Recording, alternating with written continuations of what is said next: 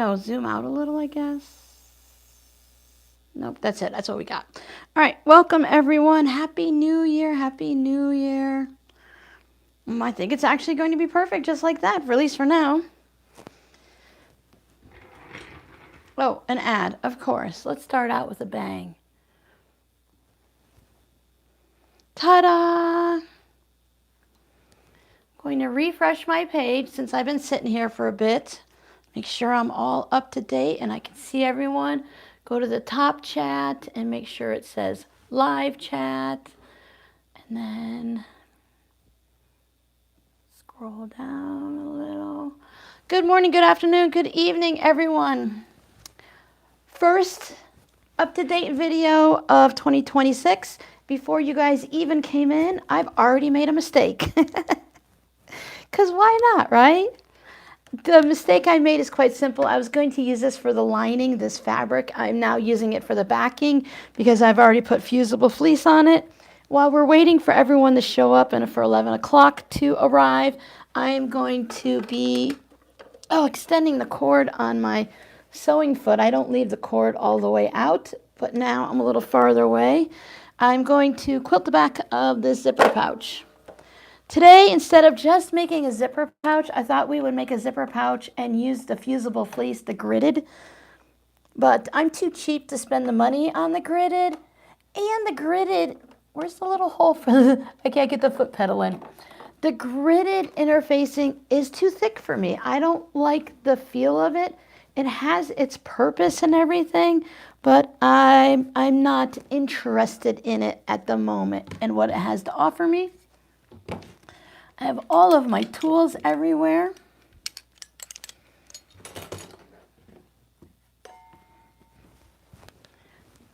Good morning, Jackie. Good morning, Laundered Cotton Quilts. I've been doing really great. I've had these fabrics for quite a while. They were given to me 2020 for a quilt along, so that I could join in after my husband Rob passed away. My apologies for not remembering which channel and company sent them, but it was a fat quarter bundle and I made the quilt and I was just looking at it. Hi, June. And I have not turned it into a quilt yet. It's still a quilt top, but I've made many projects from it. I was going to use this darker green for the back and I thought it would be a good contrast. But, I mean, this works really well.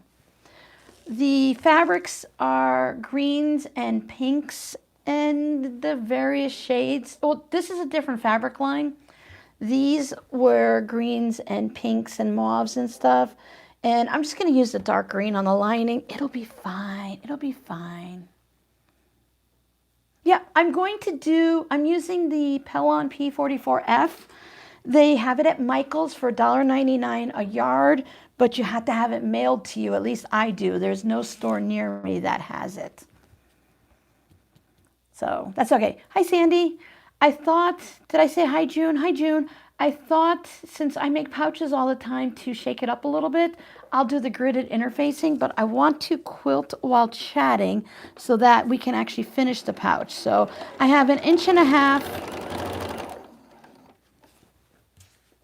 quilt lines, and I wanted to use up some mini charms. I'm just trying to go through, use what I have and add to it as needed.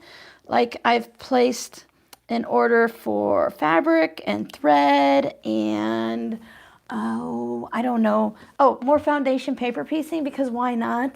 I thought it would be great to just check it out this year and see how we're going. Hi, Tammy. I hope you guys are all staying warm if you're in the cold areas. We're supposed to be a high of 71. I am in my room with the window open. It is 71 in here. I am wearing jeans and a short sleeve t-shirt. And if I didn't do that, I would wear a long sleeve t-shirt and shorts. It's just kind of that weather. I get a little chilly, but there's certain times of the day, like from about 3 to 4, 3 to 5, it just gets a little warm in the house. But I know the colder weather, it's got to hit eventually. I mean, it's January.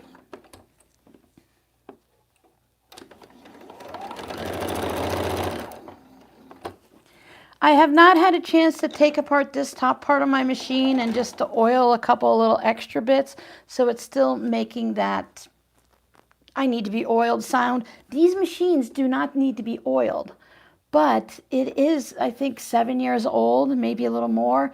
I did take it in to get it cleaned and stuff, but I don't even know what they cleaned. There's grease that goes in the bottom of it, and you could put a little oil on the up and down needle part, but there's something in here that's just making a I need grease sound. I need oil. Ooh, 50. I mean, that's warm for some areas. I saw some of the places that had, like, I know Iowa had really a nice, like, Christmas time. It was in the 50s and stuff. And then they had that polar plunge that came through. I want to call it a polar fleece because that's just what I'm used to hearing with fabric. And then I think they're back in their 40s or 50s now. They were like minus something or another. I heard from someone in Alaska that if the states are running a little warm, then Alaska gets cold. They've been negative 60 lately, and that's cold for them. Oh, 75 is so gorgeous, isn't it? I'm in the desert, right? So it's cold in the morning and cold at night. It's hoodie weather. That's nice. I'm cross-hatching 1.5 inches apart. I did my lines in both directions, and I'm just following them and just going round and round. And hi, Jody, in whatever way. Hello, Michelle. Hi, Autumn Spice. Oh, Phoenix, you're just down the road. I'm in Surprise, so you're right here. You can almost see it here. I did put up a picture of the hat, but I wanted to show you guys, and my daughter's like, I already saw it. I'm like, no, listen. I want to tell you, okay, it's a YouTube hat. Great. Thank you guys so much for hanging out with me on the live streams. But it's a Nike hat, and the back here, I can't do it justice in a video, but it's this stretchy, soft spandexy material. So you have that hat material here, and it's like a golf shirt because it's a golf hat. And then it has the fun Velcro that's not painfully Velcro. So I just wanted to show you guys that because I thought if anyone's looking for a hat, the Nike golf version, my daughter says she thinks it's a new one because she buys all kinds of Nike hats, that it's a nice hat. I haven't worn it or anything yet, but it feels like it would be very comfortable and it'd be breathable. And the Velcro is just great. I like the Velcro. Go. We're just going to keep doing this until we get a little past 11, and then we'll start working on the front of the pouch. I did lay it all out because I kind of needed a guesstimate on the measurements. I'm just going to say hi to everyone because I don't want to miss anyone and say someone else twice. So welcome, welcome. It's been kind of a fun few days here, because YouTube decided to take one of my shorts that is just one of those little short videos here on YouTube, and it was when I made the Santa tote bags and zipper pouches. No, you're not going out. No, don't meow at me. No. Go lay down. Go lay down. We are not alone. We don't want to talk when the door's open. It's rude. Exactly. Now go lay down. Since my daughter took her cats, by the way, I don't know if everyone knew, but my daughter moved into an apartment. She took her cats with her. So now my cats are allowed free roam of the house since, I don't know, November, December time. So they really don't like to be closed into the room anymore. But I have her closed in. I don't want to lock them out. And I want to shut the door when I'm doing a live stream. Because while my youngest Robbie is at work, my oldest Justin is going to be coming in and out. And I don't want him to feel like he has to be quiet or that he has to listen to me ramble. Hello, Sue. Okay, oh yeah, so the Santa tote, YouTube's all of a sudden pushing it. It's past Christmas, and I didn't make any Santa totes this year. I have a couple zipper pouches in the shop, but someone had requested the two of them. They did a custom order and they didn't want the striped lining. So now everyone wants them with the striped lining. I'm like, okay, I was going to make them this year for 2026. So I'm like, okay, YouTube, why are you pushing Christmas right after Christmas? Hi, Anna.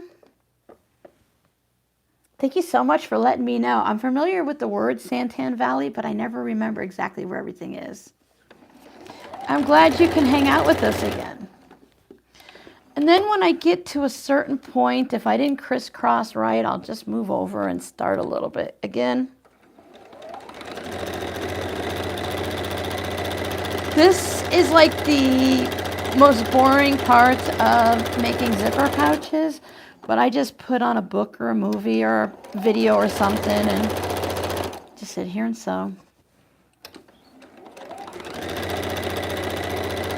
Even with the Fusible fleece, I like to have a little bit of structure.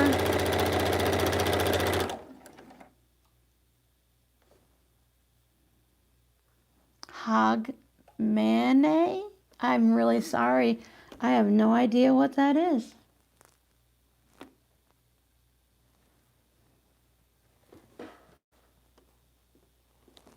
Gwen, you've confused me, or did you get a really good typo? I'm hoping that's Happy New Year and that your keyboard just decided to come up with some really fun things to say. Is that like Hogwarts in January?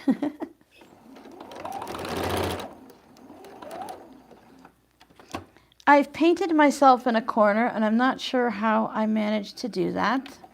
Normally I can just go from spot to spot and I'm fine. I'm using the connecting threads.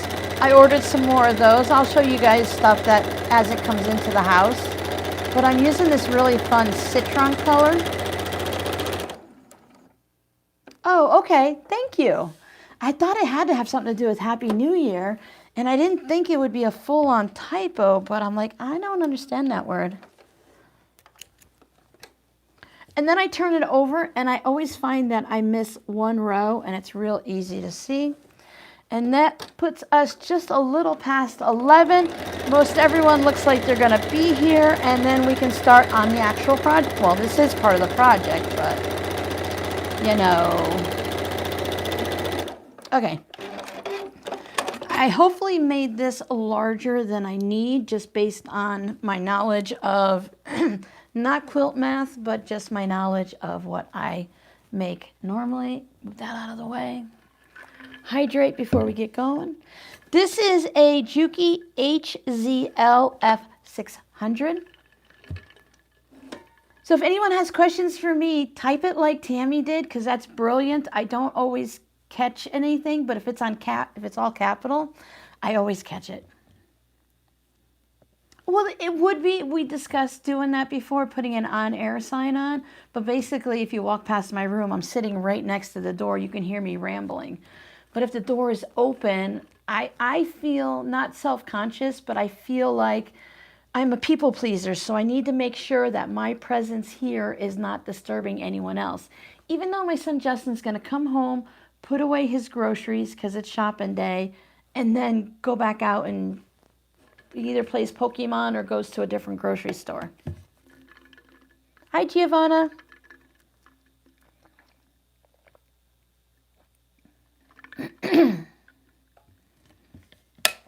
Scotland looks beautiful.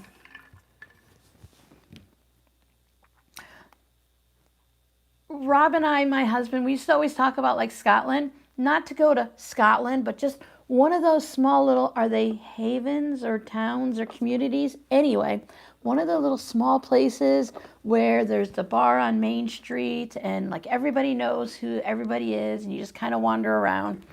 Touristy places are nice, but I kind of like to also see, you know, behind the scenes where the locals actually live and not just what they put out for us tourists.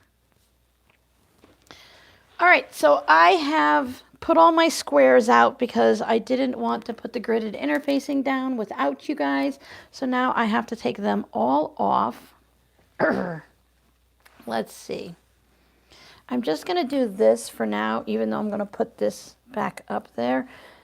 I will show you the fabric line that I'm using, but I want to make sure you guys know how I am. I can really mess things up easily. Okay. So what I did is I had these 2 mini charms, and I'm pretty sure I used them with my patrons and maybe a little bit with you guys here on YouTube. They're Strawberry Lemonade by Sherry and Chelsea. They're from Moda. And I had 2 charm packs, and I was using most of these. I think I did it for like one of the duffel bags or something. But it had low volume and the different greens and stuff. So I had separated them out because I didn't want the low volume on the duffel bag, especially on the bottom, because I didn't want it to get dirty. So I had these 2 separated out, and I thought, well, let's use up these. I keep my mini charms. Let me show you. I've showed everyone before, but if you haven't seen it that day or you're new here, let me show you. I try to keep most of my fabric in plastic containers. I go through a lot of it when it's like pre-cuts and stuff. This is what I do. So when I use a mini charm pack, and I have a larger one for charm packs, I put it in this container that there, you'll have to just zoom in on it. This is from my scrappy godmother. She sent me these, and I went and bought more, and you can get them at Walmart and Target online. But when it's just partials, I just put them in here. So if I want to do a project, I'll have mini charm packs. But if I just want to do a zipper pouch, or maybe I need to get some fall colors or some more Halloween, there's one Halloween mini charm in that one. So I keep them in here. So I know it's not a full charm pack or mini charm pack, and it keeps it all together instead of separating it out. Now, I'm going to talk about it in an upcoming vlog style video, but I'm going to be going through and working on my stash a little bit more, and I think I want to take like some of my partial yardages that are just like chunks and aren't like a full yard, or something less than a quarter and stuff like that. I think I want to go ahead and give myself more room. I want to go ahead and just cut them into 5-inch squares and 2.5-inch squares, just to make life a little bit easier. Barb's in Arizona. Woohoo! No, I can't throw that far. I don't think I could throw it all the way to, across the yard half the time. So whoever else has been popping in, hello, hello. I see Yvette Marie's in here. Are we saying Akron to a person or Akron, Ohio? So we're hi. And hi to all of the people that are just hanging out in the background, doing their thing, and keeping themselves busy. All right, Pellon P4. Should probably do the glue side up. Pellon P44F. It's a really thin, lightweight. It's fusible. You can feel the scratchy on one side and the smooth on the other. Gridded interfacing, has lines on it. It's too thick, and I'm too cheap to put the money towards that. I'd rather buy something else. I don't know what it is, like $8.99 a yard or something like that. So I don't want to spend that kind of money. Okay, this goes this way. Just move you over there. So I'm going to make my own. Now you can put a piece of poster board underneath with all the lines on it. You can do it on your mat, but then you have to lift it up and put it on your ironing board. I found if I'm just careful about lining things up, then I can do it right here on my ironing board and not have to worry about it. I do have the straight line that comes with it. I'm not going to trust any other line but that straight line. You can maybe put here, let me show you. Excuse me, I'm being rude again. Pardon me. You can take this ruler, right? Let me turn it so it's intelligent. Put that underneath, and then you can see through it. Do not scratch at my table, Miss Mocha. I fed you 3 times before the live stream. I now have spoke to 2 cats today. You need to move on. Go. No, don't look at me like that, like I don't understand what you're saying. So you could do it that way, and I think some people prefer to do the gridded poster board underneath, but I did that before in Florida, and then the poster board got in my way, and I got rid of it and whatever. So I've been doing it this way, and it's been working pretty well, and I see a lot of people doing it online too. So I'm just going to take my first square, and I'm going to ignore the top because I just cut it with scissors and not a ruler and rotary cutter. And then just line them up so that they touch. You have to excuse my hands, they're a little shaky today. I had to use my inhaler before the live stream, and that just gives me the shakes. I'm doing a dark and then a low volume, so we'll just call it green and then a low volume next to it. There's got to be a 1/4 of an inch seam. If you're good, you're good. If you're not, you're not. Yeah, but if you draw it on it, you want to make sure you draw it on the back. And then I just cleaned my iron. It had blue. Oh, this one's not 2.5 inches. This is the charm pack that frustrated me because it's not 2.5 inches. You can't always trust that your fabrics are cut to the correct size, right? So mini charms, as soon as you lay it next to it, I can see that it just has a little bit extra. I have a 2.5 inch square that I only use for this and for boxing corners. I use it to draw lines. It came in a bundle when I first started quilting. Now, this is only a smidge. I need to double check it again. But I find that that will really set it off even for a simple project like this. All right, so there we go. Now I can see that it matches. You just have to be careful that you don't... Ooh, Anna, that sounds nice. You're outside. I'm going to peek up now and then, but I'm going to mostly think that you guys are chatting with each other. So if you need me, I'm sorry if you have to repeat yourself or I miss a comment, but you can always type it in capitals and I should catch it. Otherwise, someone else will repeat it for you and say, hey, Robin. Ooh, this one's not right either. This one's too long. It's a little frustrating. We spend, you know, and it's crooked too. It's also far away, so I can't really see that well, but whatever. That's what the ruler's for. It'll help. Don't mind me. I have to bring it closer. Yeah, you just have to double check. Sometimes you can really kind of spot it when you're putting other things together. Sometimes I don't catch it until like I've sewn a coaster together or something. But for that, I can usually just fake it. But for this, I need it to be right.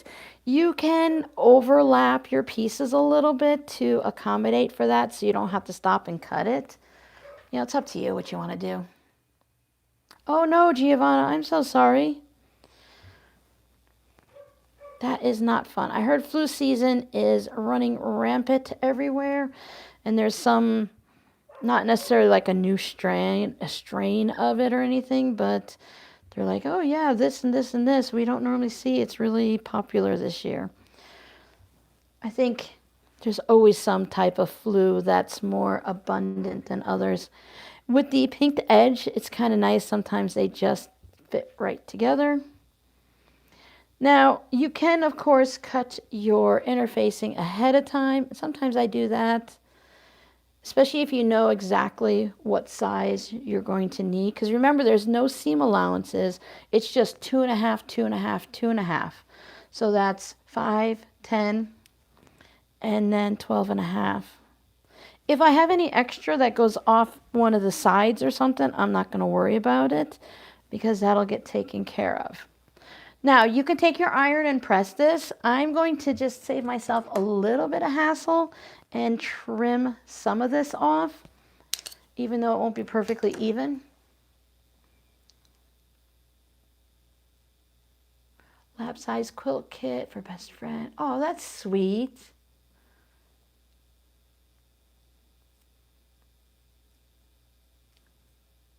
See, I can't talk and read. I don't know if anyone does.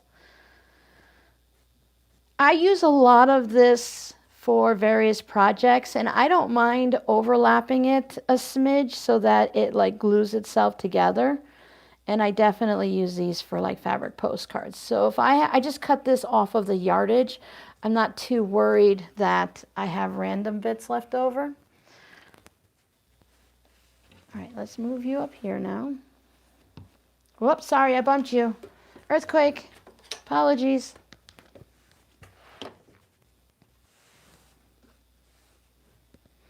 Normally you wouldn't be stuck between a camera and your sewing machine. I moved my sewing machine further to the left than I would normally sew by a good foot, I would say. I'm not even cutting anything. It's like sewing without a bobbin.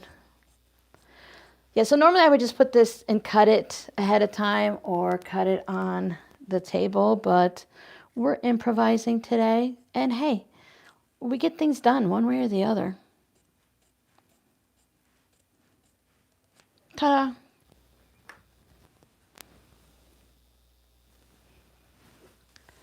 Now you can put a pressing cloth on this, or you can just be really careful.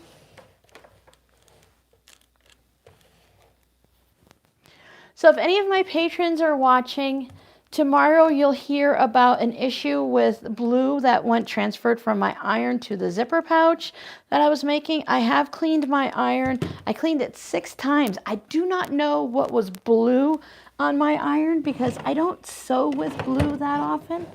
Where's what I'm looking for? I think Missouri Star had this in one of their advent packages and someone sent it to me, or someone just sent it to me. Hello, Stitching Life Together, Amanda. Hello, hello, Happy New Year. I used this. Oh, yeah, Giovanna, but you're losing fluid.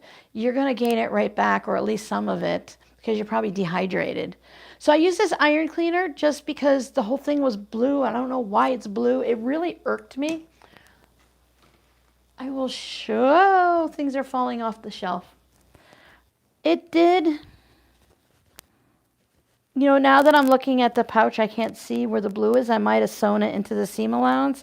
I'll have to double check. But yeah, it left a blue bit on it. I don't know. And I had to clean it several times. So let's hope this doesn't turn blue. Oh no, Connie. Yeah, walking. I heard a lot of people have pneumonia this year. It's crazy. I don't want to put this down while I'm reading. Okay, here we go. I'm just going to gently set the fabric onto the Fusible just for a minute. I don't want to hold it too long. I did already stick some Fusible to the iron. I don't know, whatever. I just have to clean it again, right? Now, the interfacing doesn't do well when you iron it from the interfacing side because it's a polyester thing and it kind of gets melty. But you can go ahead and put a pressing cloth on the front or the back. It's not a permanent, it's permanently in the bag, but it's not a permanent thing. This is not what's going to hold my bag together. It's just going to hold my squares in this grid so that when I sew my 1/4 inch seam, it's going to magically be all lined up. At least that's what we're always told. Okay, and then I'll just pick it up and everybody good? Everybody good. Maybe take a picture of it before you pick it up if it's important. And now take it to the sewing machine and I fold this over and I'm just going to stitch a 1/4 inch seam. I am going to switch out from my citron thread to my white thread. I try not to use the same, I try not to use up the good thread, you know, the one that's colors that, you know, I'm going to use a lot. And I might do it a couple times, but there's going to be a lot of stitching here. And while my thread is brand new, I mean, that's how I'm going to keep this thread lasting longer, is I'm going to do that. Now, connecting threads, I did put a link tree in the description box on my videos. Hopefully it's there. But I also just left the links in case someone just wanted to see the link and they don't understand to click the link tree. But connecting threads, they have their thread on sale right now. They have some of the bundles. My goodness, they had so many fun bundles. But I just got the thread that I needed, and because I'd already gone shopping in a couple other places, and I'm like, okay, Robin, you've reached your budget for the month of January. I got things I needed. I needed more white thread. I needed, black thread is almost out. I didn't have really any red thread. I've been using this shiny Aurifil for a while. So, okay. Oh no, everyone's been so sick.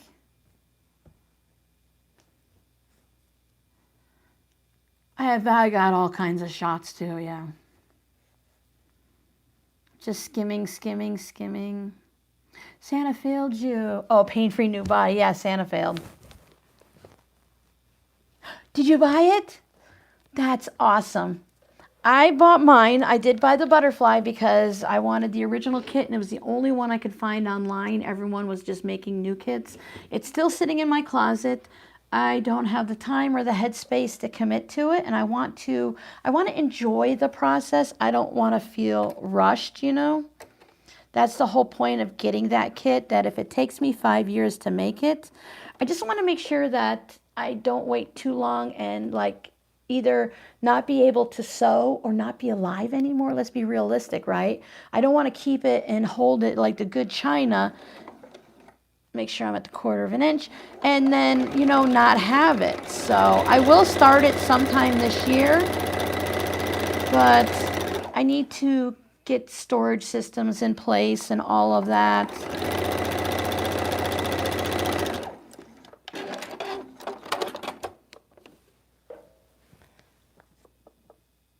It is. Okay, thanks, Jackie. Yeah, I have it, and I should also have, it should say something like affiliate link tree or something like that. I don't know. I put it into the videos, but I don't know if I set it up to go into the new videos. Yeah, buy the kits, right? If you have the money, buy it. I bought that loom, the fabric loom. I made a couple things on it. It's sitting in my closet right now because I just don't have the time. But when I do have the time, I probably won't have the money. So it'll be there waiting for me. All right, so there's that first seam. I'll just flip this over and it wants to fold right there automatically. There would be a line for you to fold with the one that's already marked. And there's nothing wrong with buying the pre-marked gridded interfacing. I just like this thin stuff because this is what I'm used to. And I'll just keep doing it this way and then we'll go in the other direction.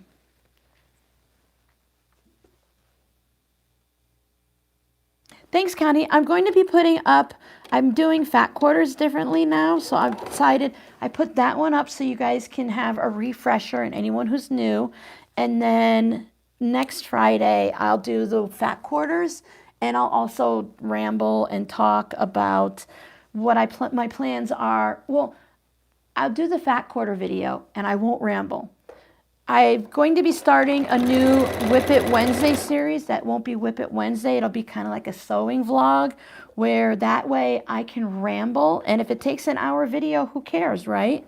I'll ramble. I'll show you what I'm working on. I'll sit here and sew like this a little bit. And I'll talk to you about my plans. You guys can hear me with the microphone, right? And I'll talk to you about my plans of what I'm going to be doing with my fabrics and stuff like that. Kits are very helpful, Jody. Sometimes that's just the way to go, especially if you see the picture of a quilt and you like it, then get the kit, because even though it might cost a little money, at least you know you're getting the fabrics that you want.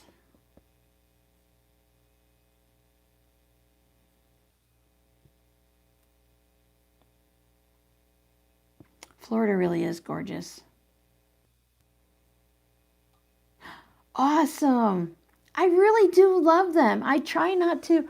Oh, Jody, the puzzles are done. I didn't take a picture of the finished one. That's why I didn't post it. But they're already sent off to my daughters. I hope you don't mind, but you picked it up at a thrift store. So I feel like it's okay if I just pass it along the family. And I told her, because I'll never make them again. I made them. I enjoyed it. It was great. We tend to swap puzzles around, so she's now going to be doing those when they're ready to do that. And I told her, I said, keep them if you want, and if you don't want to keep them, then just pass them on to the next person. I said, my friend Jody would probably love it if her gift to me kind of like gets spread out everywhere and just travels all over. All the pieces were there 100%. It was great. The trio one that I did first, I did have to redo it because it was a top to bottom rectangle, and I set it up to a left to right rectangle. So I did have to redo things and everything like that, but it's okay. It's just the pieces are so similar, but that dragon went together super quick because there was different colors everywhere. My daughter's doing great. She is, if anyone knows, she is in the area. She is in Glenwood now. She is, it's like 7 minutes from here. She's not very far, but she's in an apartment now. So it's just me and the boys here. She's doing great.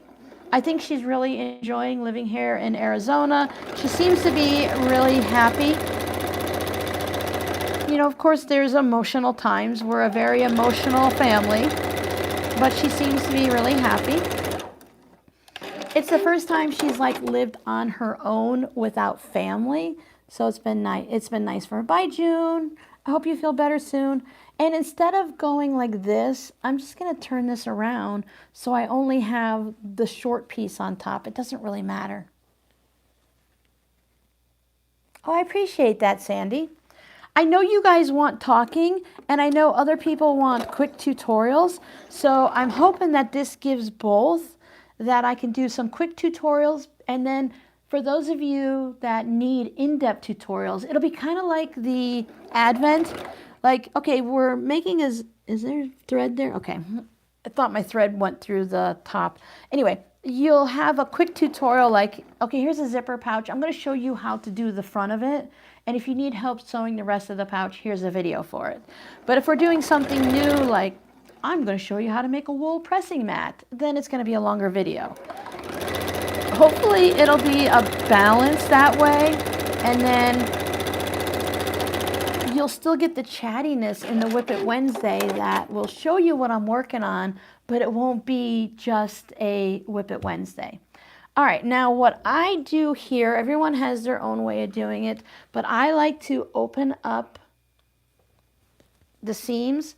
Some people just cut the intersection, but I like to press the seams open on these, mostly because of that thickness. My scissors in there. These are Missouri Star scissors. They're very sharp. I have a pair of Kai that are very sharp also, but these were just on the top. This is what takes the time, in my opinion. Now, I might just be slow. Sometimes I just lay it on the mat and I cut 1/8 of an inch off the edge, and I think that's what we're going to need to do because my hands are shaking too much. So we just lay it down like this, and then we get too big of a ruler. And you have to be careful. You just want to take off the smidgenest of smidge, and this saves time. Sometimes I can just go through real quick. See, it's just mostly the interfacing. I can go through real quick and cut that seam. It's kind of like when you're doing paper and it just kind of runs. It'll cut it off, but yeah. So I'm basically cutting off the fuzz of the points and just the interfacing. Yeah, she's still close by. I mean, I see her as much as I would if she lived at home still, because simply she would just work so much.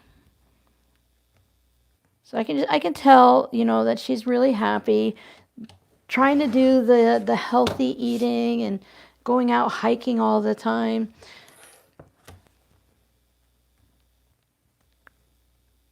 My microphone cord confused me. I thought it was a thread. Okay.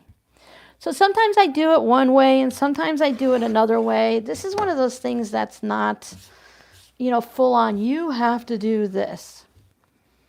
Okay, so now put that over there. Bring this back up.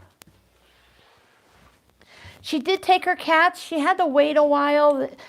Went from one apartment to another apartment, so there was a thing with the lease, and then the person in the office, there's a couple of ladies in there, and one of the ladies didn't like my daughter's roommate, so then they accidentally lost or misplaced the paperwork to approve the cats. My daughter paid the fees to get them in there and all of that, and it took like 6 weeks to get them in when it should only take 24 hours. And the other lady in the office is like, hey, I know you paid everything. It's just not showing on the computer. I don't know where your paperwork is. I'm just pressing these open now. Yeah, my cats rampage the house now. So they finally got them on, and the cats moved over, and they're all settled in, and everyone's kind of happy. My daughter raises her children a certain way, and I raise my children a certain way. Children as in cats. And her cats, I think their personality anyways is just a little wilder than mine. I do have one wild child, little S'moresies, but my cats do. They run around the house. Big girl Whiskers, she's already lost a couple pounds. Hopefully, we're hoping it's just from that. She has had some issues with her liver. Random conversation. Apparently, cats can have liver problems that are absolutely nothing. It's just randomly their liver will say, hey, I don't want to work today, or I'm having issues. And then you give them milk thistle pills, which smell terrible. And I'm sure they taste terrible. And then we're waiting now to see if it fixed the liver, but usually it does.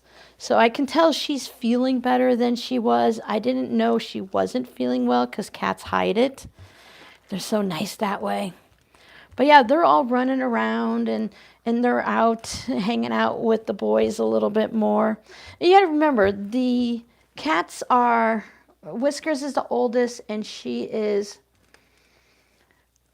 going to be 14 this year for Memorial Day. So the kids all grew up with them. So they're not strangers. But my girls act like, oh no, stranger danger, stranger danger. Oh, I'm glad the physical therapy worked too.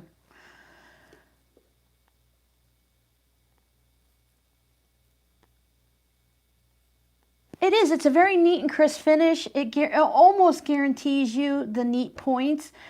And some people, okay, let's play critical, right? So now I'm just going to fold these and stitch them in the other direction. If you didn't press open your seams, you would want to take your scissors and clip that intersection, just like this. Okay, and then you would press, I have videos on it here on YouTube. I didn't think to link them, but you would press them one way or the other, just like we would in regular patchwork. But with the extra bulk of the Fusible, even though it's so lightweight, I'm thinking about going down to like a feather weight for projects like this, so it holds them in place, because as you can see, it's not permanent. The stowing of the lines is what makes it permanent. Make sure you put them right sides together. And then it helps. Now, if this, oh, Robin, it takes so much time. You're wasting all your time. Well, yeah, because I'm chatting with you guys. But otherwise, I would have to lay them all out and push them over, sew them, sew the next column, open them up, pin or clip everything. I think in the long run, this saves time, but I discuss it again tomorrow on my Patreon video. If you want to hear a lot of rambling, head on over to Patreon. Oh, one second, people. I need to write myself a note. I forgot. I have new Patreon tiers that are active once I turn them on. I forgot to turn, the Etsy shop is open. I forgot to open the Etsy shop back up. Open new Patreon tiers. I don't even know if the I comes before E on tiers. I always get it wrong.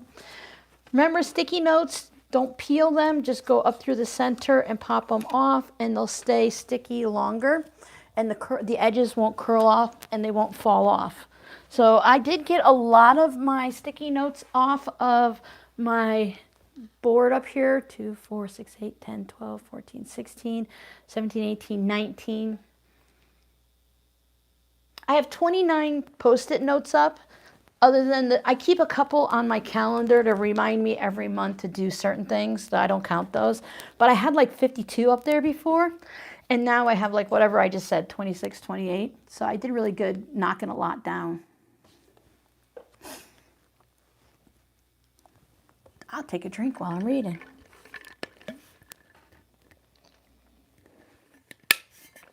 You know, it's worth a try. After we're done, I'll try to remember to put a link in the no longer live comments for the previous posts, and I did show it on Patreon too. You can find none. Yep, I buy measuring tapes at the thrift store, and I keep them in different areas and different project bags because, I mean, most of the time I don't need to know an exact measurement. Like if I'm knitting a hat, I want it to be 11.5 inches, but the tapes can stretch, so you have to be careful and check on them, especially if you're someone that like rolls them up or pulls them out too much and stuff. So you just need to make sure they're still accurate. And it's the same thing. We're just going to go over. Now also remember how I said that it's hard for me to press on the interfacing because my iron, even with the non-stick plate on it, sticks to the interfacing. So I have a hard time pressing everything in different directions, but when I press it open, it makes it a lot easier. If I were using like 5-inch squares, then it'd be different. I'm just making sure everyone's laying open. You can do this with blocks. You can do it for an entire quilt. And you can do, let's say you're going to do postage stamp quilt, right? But you want to make sure all of your intersections are beautiful. You can cut a piece of whatever, let's just say 12.5 inches because that's a block size. You would need it bigger than the block. But if you're going to do it and you put a 12.5 inch piece down, you put all of your little 1 inch, 1.5 inch squares on it, and then you can sew block A to block B just like you normally would. You don't have to do the entire quilt, even though you could. You can just do chunks. And I think that's one of the things that I was thinking about doing with some of my scraps. I just check in every intersection. Sometimes I care, sometimes a project doesn't need me to be that particular. But this is great when you're like at a retreat or something and you don't want to have to think too much. So there's my pouch. And my intersections should be pretty well on. Sometimes they look off, especially when you have the darker colors. Okay, we need to trim again.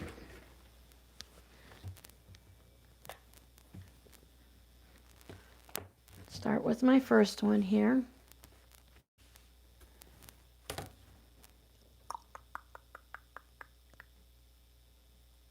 Okay, good. As you guys, I love when you chat with each other. I just want to make sure I didn't miss any questions. So that's why I try to skim most of the time. It saves me time and then a little bit of brain power too from trying to read everyone's. Again, I do prefer to cut it with the scissors. It helps to, not have the worry of cutting the seam off too much or anything like that. But some days you just have to do what you can do, right? Whatever your body or your brain will allow. This also helps a little bit. I was going to say, because this feels like it stretched a little. It does help with bias and stuff. I don't know what happened here. I think one of my squares might be, I think this white square right here might be bigger because I have a bow in it. And I shouldn't have a bow unless I did something weird because, it's me. Hello, I do weird things. One of the things with my YouTube channel is, hey, if you're like that too and weird things happen to you, let me show you how to fix it. Now, I am going to use fusible fleece versus batting because I like the fusible fleece to hold all of my seams in place and lock them down. So that's why pressing them open doesn't bother me because of what I'm going to do.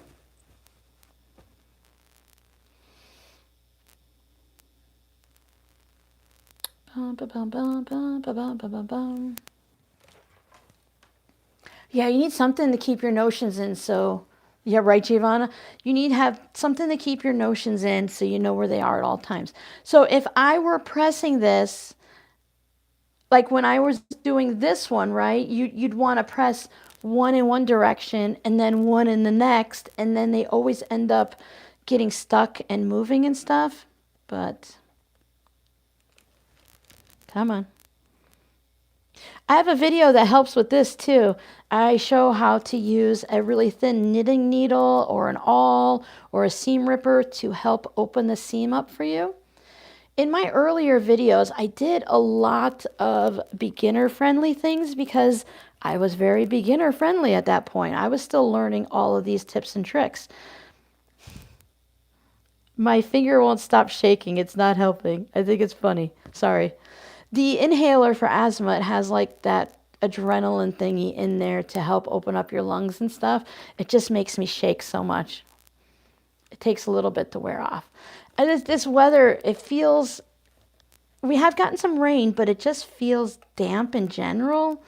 Like not cold damp, just kind of wet, and it really bothers my asthma. Okay. So it seems always flipping stuff, right? It can't just be me. Yeah, so if you're looking for anything beginner friendly and you're just joining the little community here, welcome, welcome, welcome, welcome. I feel like we're a friendly bunch. I am pressing hard and I am steaming. Oh, and water came out. So hopefully everything's looking good. You guys want a story? Look at my nice little Aliso iron here, right? So in the month of January, it has gone blue. So that's my problem. Have you seen my big iron lately? No, you have not. Do you want to know why? Because if I leave it like this, like when I'm done sewing for the day, or I leave it like this, all the water just pours out of it. So I've been talking to customer service. They tried, you know, like fixing things. There's nothing you could fix about a leaky iron. So I think they're going to send me a new one. Oh yeah, the sinuses, yep. I've had, do we feel like we get to a certain age and that's all we talk about is health? But since we have moved to Arizona, I have not had a day without allergies. I think for like the past 4 months, I've had like postnasal drip every day. There's something, well, I'm allergic to a lot of things that grow, and there's weeds here that are really prevalent right now that I know bother my eczema on my hands.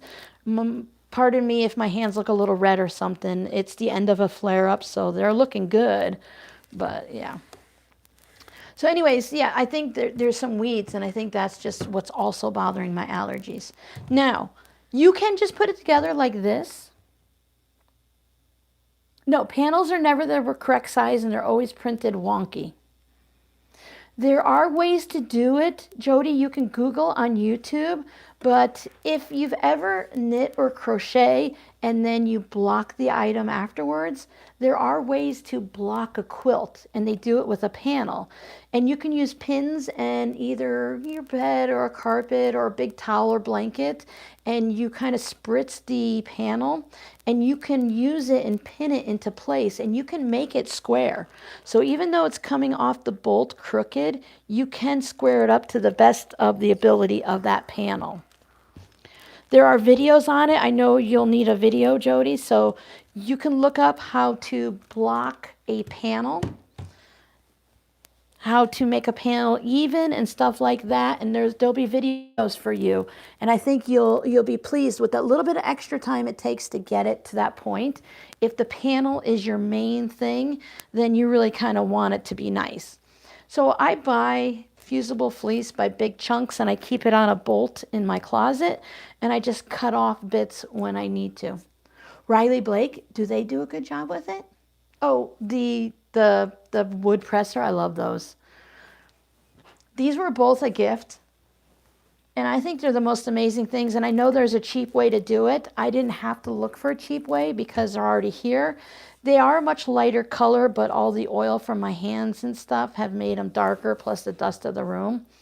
I love these. Have you seen the ones with the wooden inlays and stuff? Gorgeous.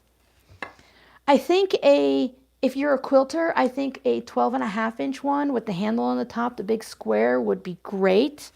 But if you're just a quilter, I would say if you can afford it or have someone make them for you, or just buy a piece of wood and sand it yourself, I would have like 4, 6 of these, because I will line up my little squares and go like this, but you're supposed to leave it there until it cools. I just leave it there for a couple minutes until I get the next round done, and then I go like this, and I just keep alternating them. But if you have it in your budget or you can get some made by a friend or family, I would say get as many as you can, at least 4.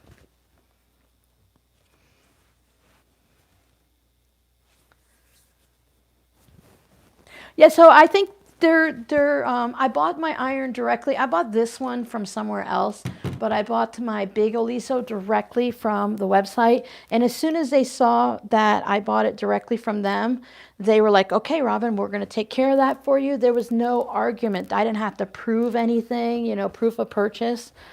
The hardest part was looking at the back of the iron. The big one's all creamy white, and it has the serial number and everything that's white. So that was the hardest part to see. I'm just going to cut this out by hand. You can do the whole measurements and all of that, but this will be close enough. And then I keep this in those plastic Dollar Tree baskets on the top of my fabric bookshelf where my rainbow colors are. And when I need something for a coaster, because I do like to use these for coasters sometimes, I've been trying to use mostly cotton batting just to be absorbent and stuff. Make sure I've got the scrunchy Fusible. And sometimes you have to go like this because sometimes after it's been steamed and heated up on a regular patchwork, it'll shrink in. This one's fine because of the interfacing. Happy New Year, Tony. I'm going to do my spiel again. Welcome to everyone. I love all of my lurkers. Thank you so much for hanging out with me. I really appreciate that. If you're in the comments and I don't always say hi, I apologize. I do ramble a lot and then I put my head down and sew, so I don't catch all of the comments. Sometimes nobody talks and sometimes everyone gets chatty. So I really appreciate it. And if nobody says hi to you, it's not because they're being mean. It's because, you know, we talk a lot, we look away from the computer. Some people are sewing and only catching the chat every now and then. So just put it in big caps and make sure you're being heard. And at least I will catch it at some point, hopefully. But I do love my lurkers and those of you on the replay. Missouri Star has sent me some new items for January, so there will be a couple of giveaways coming up over on Instagram.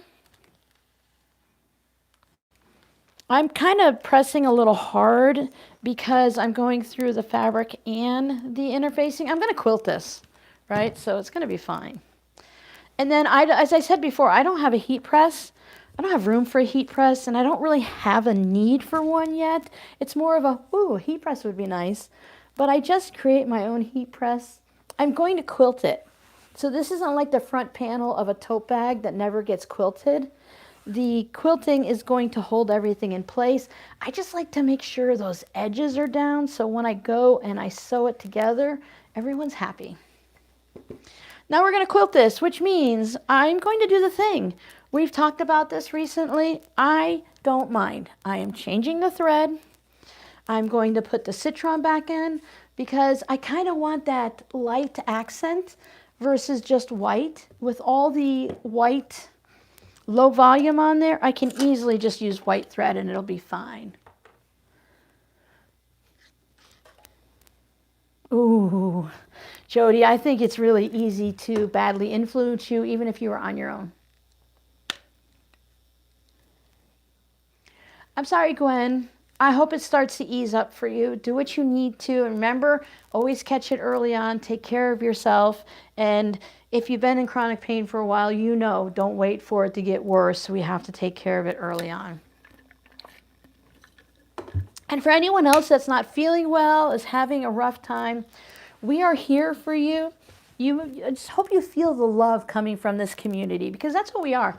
We're a community. I may be a bit of an introvert and I might not be a big emotional person, but I am here for you. Okay, so yeah, I'm going to use this and I want to show you guys the way most of you know, is if you're not sure on what color thread, it might be hard to see. I mean, I can't tell in the video, but I just spool out some thread from my bobbin and I kind of let it hit all of the colors of the fabric and I look at it. Now, when I stitch it, it's going to be even, I always feel like it's a little less noticeable when it's stitched because it sinks into the fabric. So as long as I like this color on each of them, I want that color accent. I don't want to just be the white. I am definitely the beige person. You know, I do a lot of like food wise. I don't eat a lot of spices or anything, but y'all know I love bright colorful t-shirts.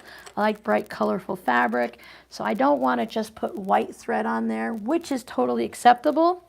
But since it's my project, I want to add a little bit of something. And I find that the colors that are a little lighter, in the, not necessarily pastel, but that's the best way to describe them for me, is the lighter pastel-y colors. I like to use them for quilting and stuff because it adds that little touch of color without going, whoa. Now, sometimes I like, whoa. 36 and sunny. The sun does make it nice, right? Okay, 1/4 inch seam. I do not like it, but I like it. I am going to take my needle and I'm going to make my 1/4 inch more of a scant one. I go 1, 2, yeah. So my machine, I'm using a 2.6 stitch length. I moved it over to 6.0. I don't think that means anything unless you have the same machine. But I just like to be, because my machine allows me to move the needle to the left and the right, I like to go a little bit scant because otherwise it's a 1/2 inch because I'm doing it on both sides and it just feels huge. So the side of my presser foot on this machine is a 1/4 inch, a little bit less. I'm just going to let it ride right along that edge. Now you see how quick we did that patchwork? We didn't have to sit there and press seams and put pins in. And then I'll flip it over, lift the presser foot and the needle, because you don't want to pull on your tension. Trim the long threads. After it's done, I'll trim it up as needed, but usually when I do the fusible fleece to the size of the project, when I quilt it, it doesn't normally stretch it like it would if it's batting.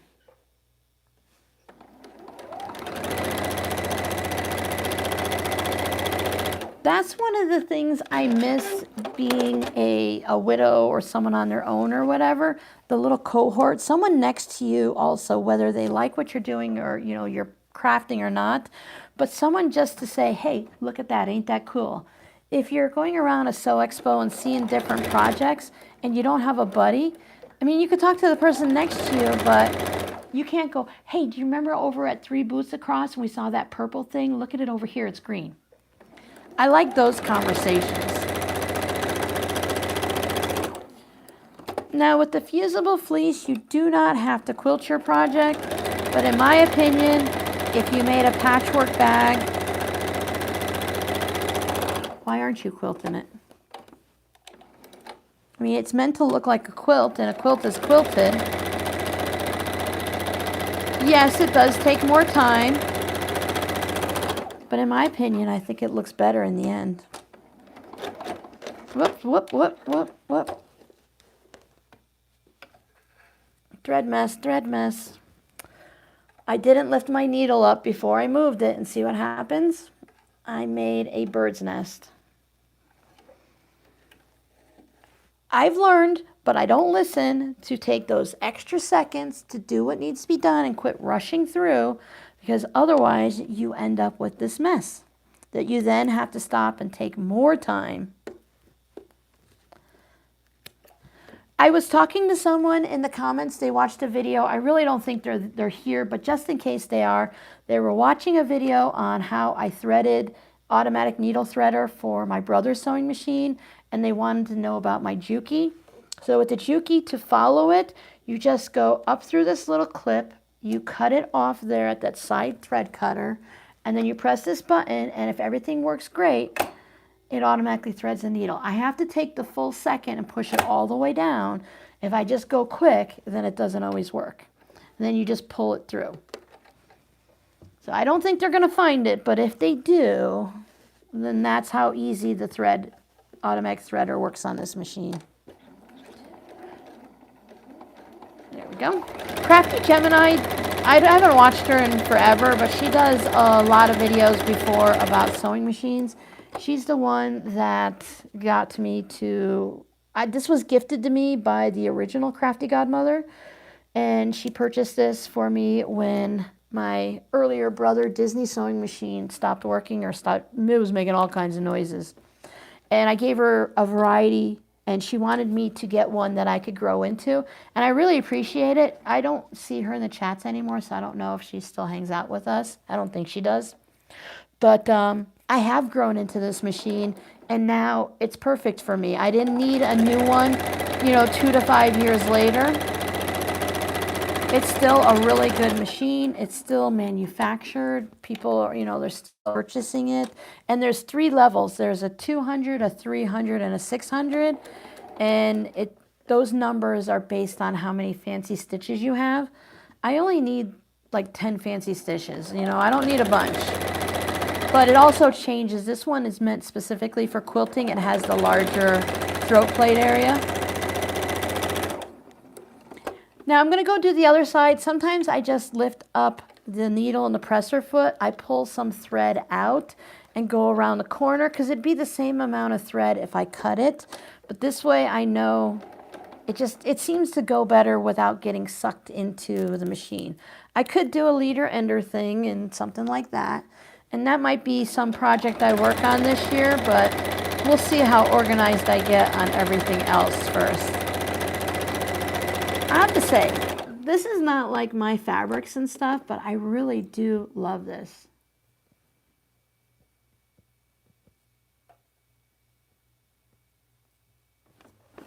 Yeah, you get a bunch of crafters and quilters from the videos I've seen, and everyone in the booths are nice. Even at the end of like a 3-day weekend where they've been talking for 12 hours every day, they're still, right there at it on the last day. Because some people don't show up until Sundays, and they want to make sure they get the same experience. But yeah, I really do love these fabrics, and I really do love these. These aren't too far off from what I like. It's not something I'd make for a quilt, but I do really like them. I have not cut my lining fabric because I wasn't 100% sure. Even though I've made dozens of these pouches, there's no need to cut it until I'm officially done. Because even if it's just a smidge large, I would still have to cut it again, and that's just a waste of time and energy. This really is my favorite way to do the patchwork now. I do love the diagonal, which is why it's on the back. You can do the patchwork on the back too and just mark it equally so it matches the front. Hi, Laura. I was wondering about you because we were talking about people that have had a rough year and chronic pain and the flu and pneumonia and stuff. So I hope you're feeling well.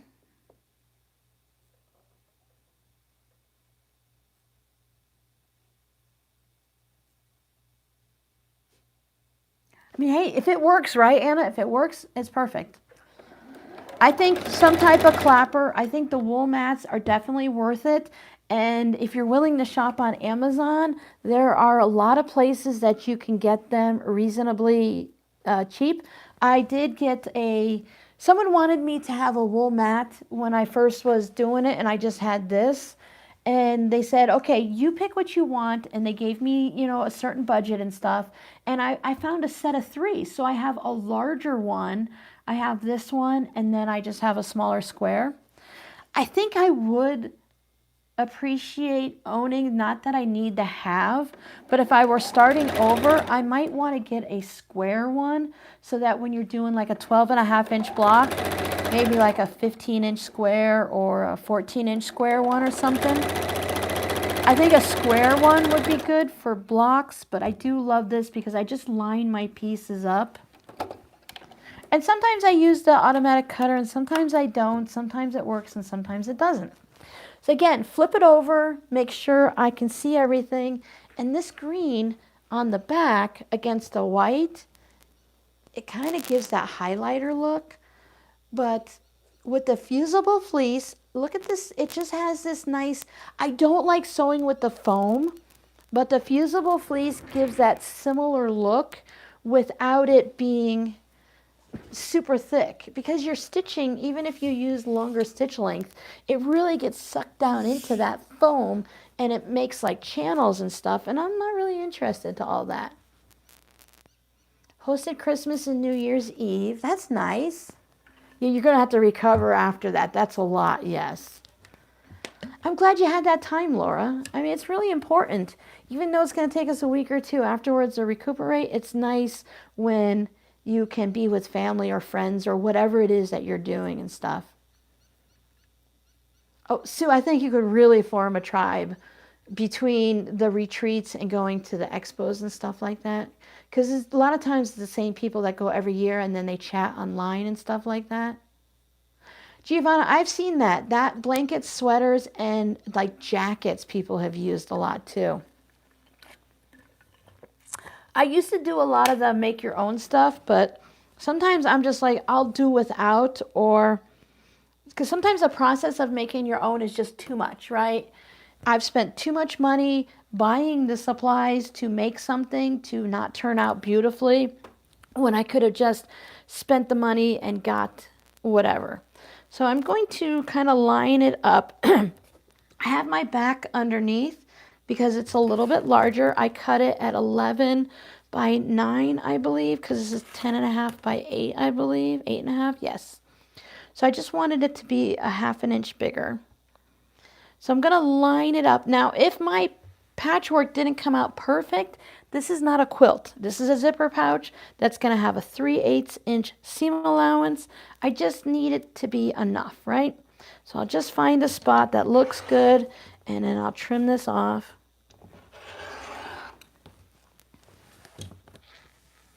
Because of the videos and stuff, I spend too much time cutting in the center of my mat, and it's really taken a toll on it. So 8.5 by 10.5.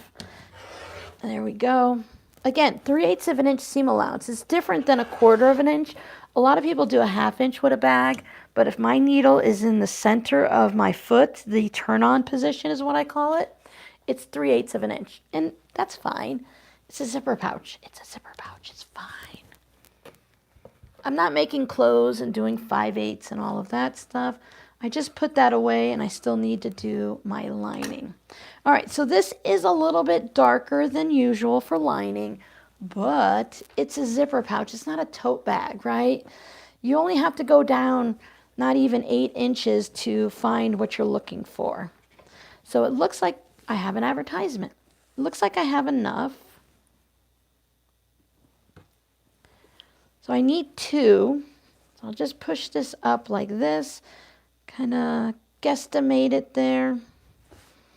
I'm going to trim it off, but I want to press it. But I've learned, don't trim it yet, Robin, because you do this all the time, and sometimes it presses weird, it shrinks, or it goes in a different direction, and then it's not the right size. Oh, I need to put on a label too. I have to put a label on. Where are my labels? We can't forget those. Okay, put that out where I can see it. What kind of sewing machine are you using? Hi, Irene. I didn't notice you popping in. Welcome, welcome. I am using a Juki HZL F600.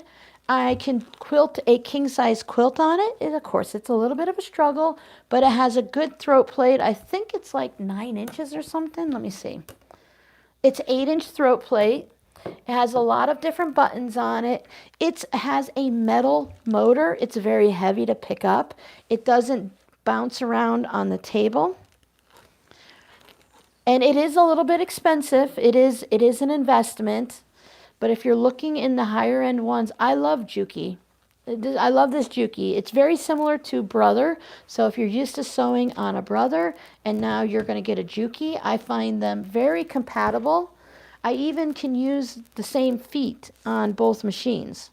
So I have gone back and forth and used different feet. I'm going to use this one as my measure because if I accidentally cut it, it's the back and not the patchwork. The fabric is not even, so I'm going to try to even it up a little bit. I'm going to get scraps. There's going to be bits left over. You can measure it and figure out all of it. I mean, it's 10.5 by 8.5. So, I mean, technically I don't need this, but if you have a weird thing and it's like 10 and an eighth or something, or whatever you had to cut it for, you can go ahead and do that. So I have it folded over double because you need 2 pieces for the lining.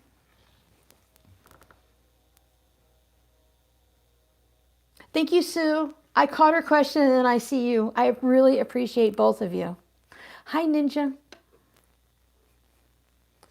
Ease back into my sewing routine. Yes. You know, Laura, I think it is a great way. I'm going to just cut off the edge. I think just assessing what you have, getting your space organized so that when you are ready to sew, you've kind of like, when my mojo is down in any craft, I organize my space. I clean it up and get it all tidy. I see what I have. Maybe I might buy a couple new things to just get me excited for starting again.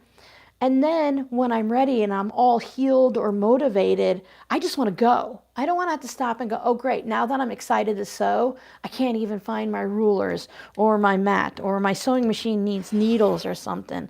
I think slowly easing into it is a great way to prepare yourself so that when you can, if you're working on a project and you can only work for 15 minutes and then you're tired or in pain or whatever reason, then you have to stop. It kind of makes me sad and frustrated, right? Because I really wanted to work. But if I come in and I clean my wool mat, put a new needle in, clean my machine, and I'm done, I can't function anymore, then I'm fine because I accomplished things. There was no, oh, I didn't get to work on my project. Life is, terrible. So that's the way I look at that. And it works for me. It's not going to work for everyone. The hardest part about quilting and any other craft is finding your way. What works for you? What do you want to make? How is making it going to be, good for you? Whoop, whoop, whoop. All right. Ever Emblem. They're on Etsy and they have their own website. I started on Etsy because it would be easy for me to find it to buy new ones if I liked what they made. I've gone through probably 4 different label companies. I can make them on my own. I pay for the special thing for Canva and all of that, but I really don't want to. Not yet. I do go through a lot, but I feel like their prices are very reasonable. Oh, Noise is starting to want his treat, huh? Yeah. Mine have all, oh yeah. Yep, Mocha's glaring at me. Whiskers is crashed, and S'mores is crashed too. I would move the camera around and show you, but then I would never get it back in the right spot. All right, so I'd get the ones with the heat and bond. And to save, I talk about this a lot, but you never know who's going to hear it now that wasn't here before. So I really appreciate my regulars allowing me to just ramble. I buy the ones with the lightweight heat and bond on the back so that I can fuse it in place and then sew around it, because without it, my labels always move. I can never get them in place, and I don't want to mess with the glue stick. To save money, I buy it in a sheet. They will cut it apart for you, but I buy it in a sheet, and that saves me money, and I can just cut it myself. Now, I do have some square ones that are all cut wonky. I don't really know what happened that day, but I just straighten them out because there's a white border. Again, the heat and bond is going to hold it in place like an applique until I take it to the machine. And then I take it over to the machine and sew it down. I like to use an open toe foot. I usually switch to white thread, but I think the green will be fine on here. It's not like a bright red or a black or something. So I open toe foot. I don't know if you can see that. It's just literally what it is. There's a big open space. I do like to drop it down to a 2.0 or a 1.8. I find the shorter stitches just look nicer for these, and I've been sewing a lot of labels. I usually use the white because of the white background. So if I stitch it a little bit crooked in one spot, like off by a 1/16 of an inch or something, you're not going to see it because it's white on white.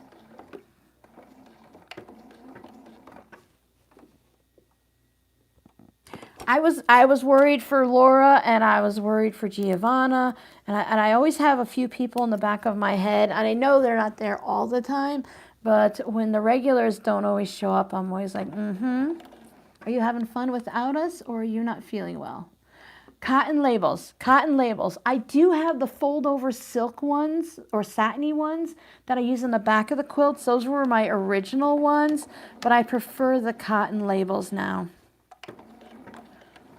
Because the satin ones can like, you'll get a line on it, almost like if you pulled out a thread when you're sewing and stuff.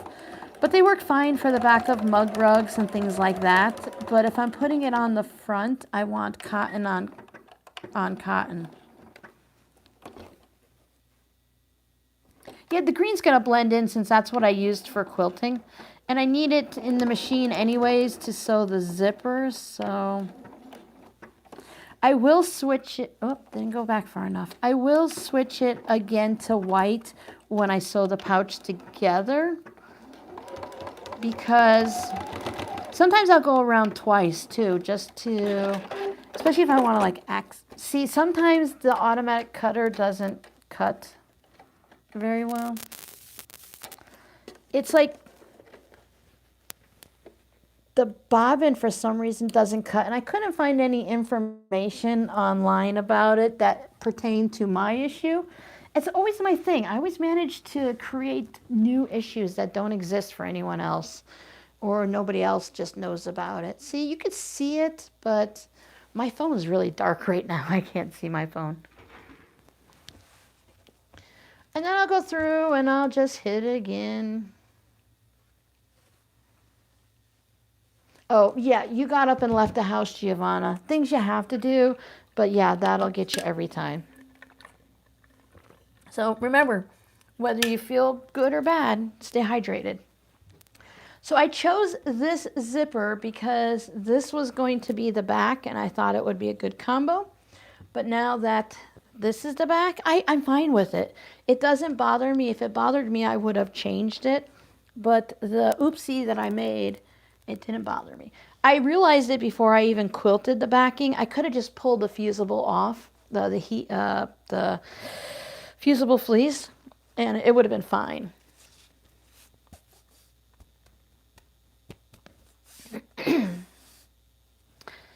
All right, so the zipper, I leave my extra on one side. I always like longer ones.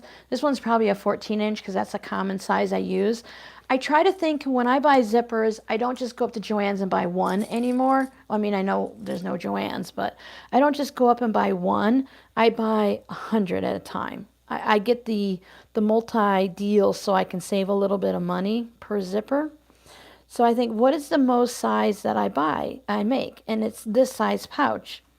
So I get a little bit longer because it just makes it easier to sew the pouch if the zipper is longer.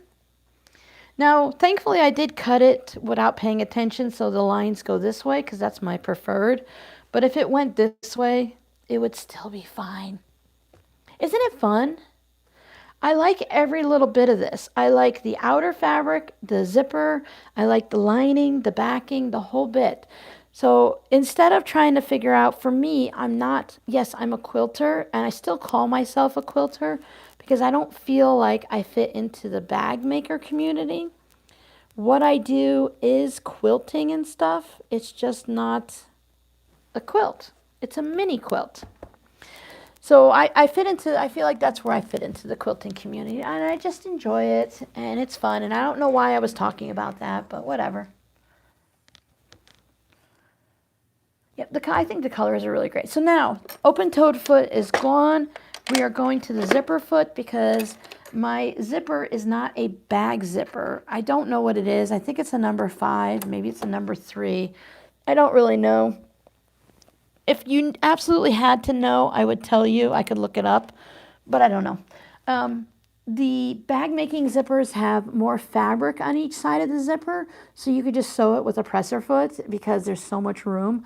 But I need to get close to the zipper, so I need a zipper foot. I am a bag maker, but when you say, hey, are you a bag maker? People think more like the vinyl and the leather, and they think of like the fancy bags, not just a tote bag. You know what I'm saying? If that makes sense. It's more of the perception than... Yeah, that needle's not threaded. Oh, because the automatic cutter didn't cut. Yeah, so I'm going to rethread it. When in doubt, rethread the machine, rethread the bobbin, put in a new needle. If you haven't changed out the needle in a while or cleaned your sewing machine or whatever, now's the time. Whoops, I almost pulled it right back out. Oh, don't be that way. Start the new year. See, rethread the bobbin. It was doing weird things in there. I've had to learn, instead of doing what I want and being a bull in a china shop, to stop. Take a second, adjust, and do what you need to, and stop trying to bully through something because you don't want to take a second to fix it, Robin. So I figure I fall mostly into the quilting zone because of that perception, Giovanna, because like coasters and mug rugs, quilted tote bags. I think the vinyl bags are amazing, but I really don't want to learn something new. You have to learn about the different types of vinyls, which ones are better, cheap versus the better quality, which ones are going to crack. You have to change your threads, your needles. You might need to get a new sewing machine. All of that because I saw a video and it looked like fun and I want to try something new. No, I'll just stay with at this point in my life, I'm just going to stick with what I love and what I'm good at. I remember we talked before about, you may or may not remember, but about narrowing down my interest or our interest as we get older. Instead of doing 20 different crafts, occasionally, let's just enjoy the ones that we love the most. And then if I want to do diamond painting, instead of having all of the fabric and the batting and the beads and the tools and whatever for the other crafts, then buy a kit. The kit will come with mostly everything I need, and then I can make what I want and not have to store all of those supplies and spend money on things that, you know, I might not use. I'm going to move my lining over so that it matches up with my outer bag and give a good press up at the zipper. Nylon zipper means I can sew through it, and if I'm careful, I can put my iron on it. I'm ironing through the fabric of the zipper, not the actual zipper right now. So it's safe. Put your thumb to hold the thread. Huh. I will try that. Like right there at the needle. Is that going to help it? Because it's not cutting the thread. It used to work beautifully, and then, you know, it's an older machine. It probably needs different things fixed and replaced. And we know how that worked out for me.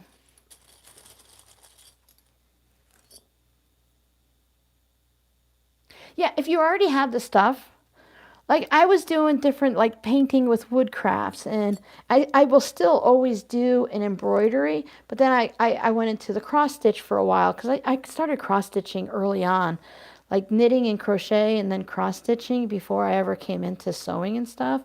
But when I want to cross stitch, I'll just get a kit. I have some kits that I purchased and that one company sent me a few years ago. And they're sitting in a closet, and when I have time, ambition, and all that, that's one of the goals this year. I don't do resolutions. I just have like goals and ideas and plans. Okay, right sides together, right sides together. For anyone who isn't used to doing this, my apologies. I do have a zipper playlist with a lot of tutorials in it to show you all of these things that I'm just rambling. Live streams, if you've made it this long and you haven't figured it out, but live streams are not meant to be a full-on tutorial. You'll get snippets of tips and tricks along the way that you've probably heard 12 times if you've been on my channel, if not more. But it's more of a hangout and chat with friends. Periodically, I get some gruff from some comments because people don't understand that live streams are talkative. They're not a tutorial. It's not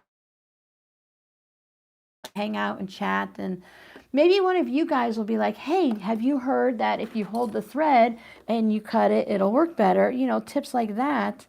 So we get that, but it's not full-on tutorial.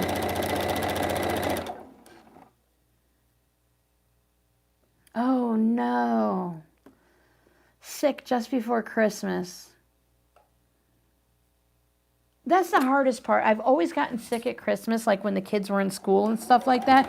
They always brought something home for me, and when I was in school, I always got sick for Christmas. It's like, great, you don't miss any work or anything, but it's like a total waste of Christmas vacation.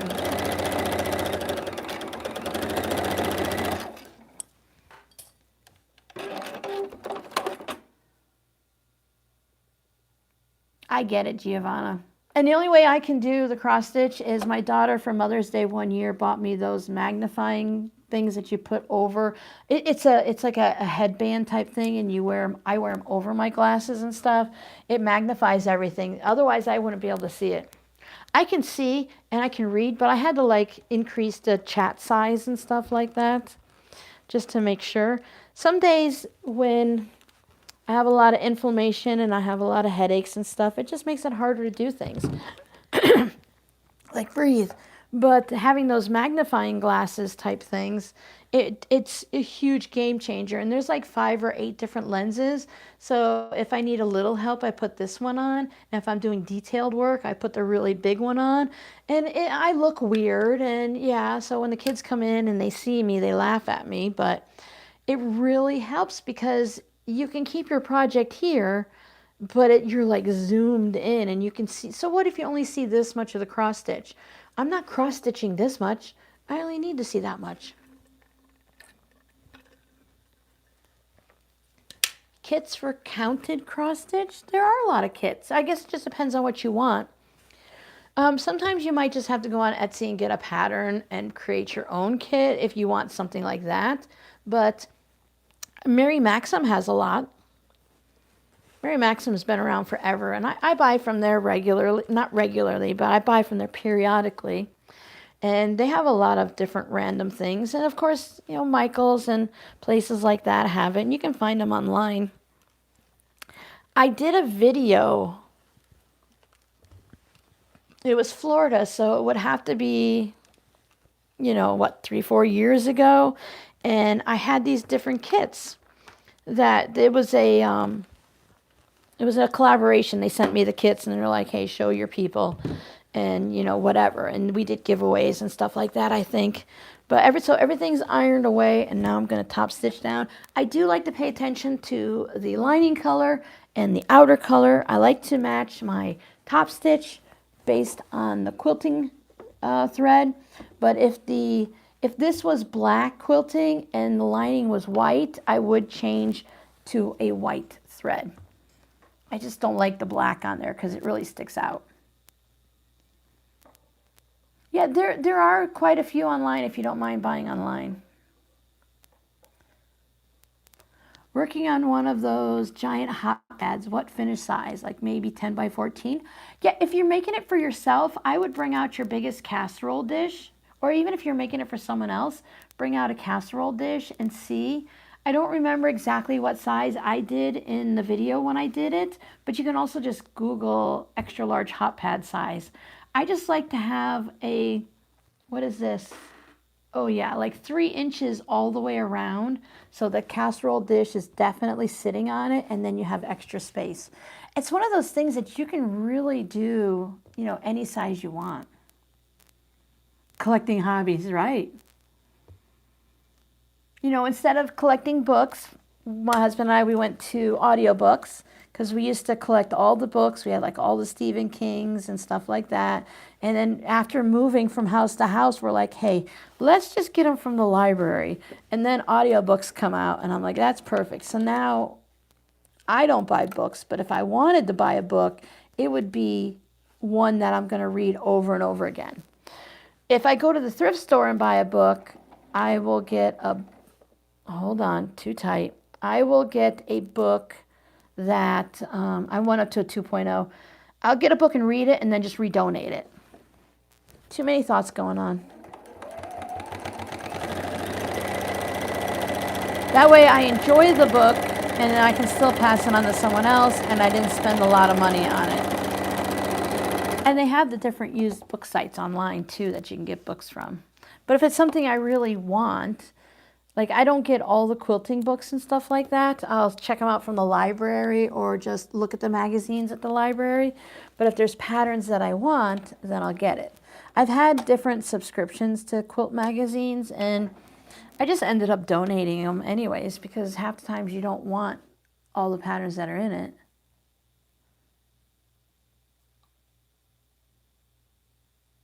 Oh, Connie, I thought you were telling me you owned a fabric store. Yeah.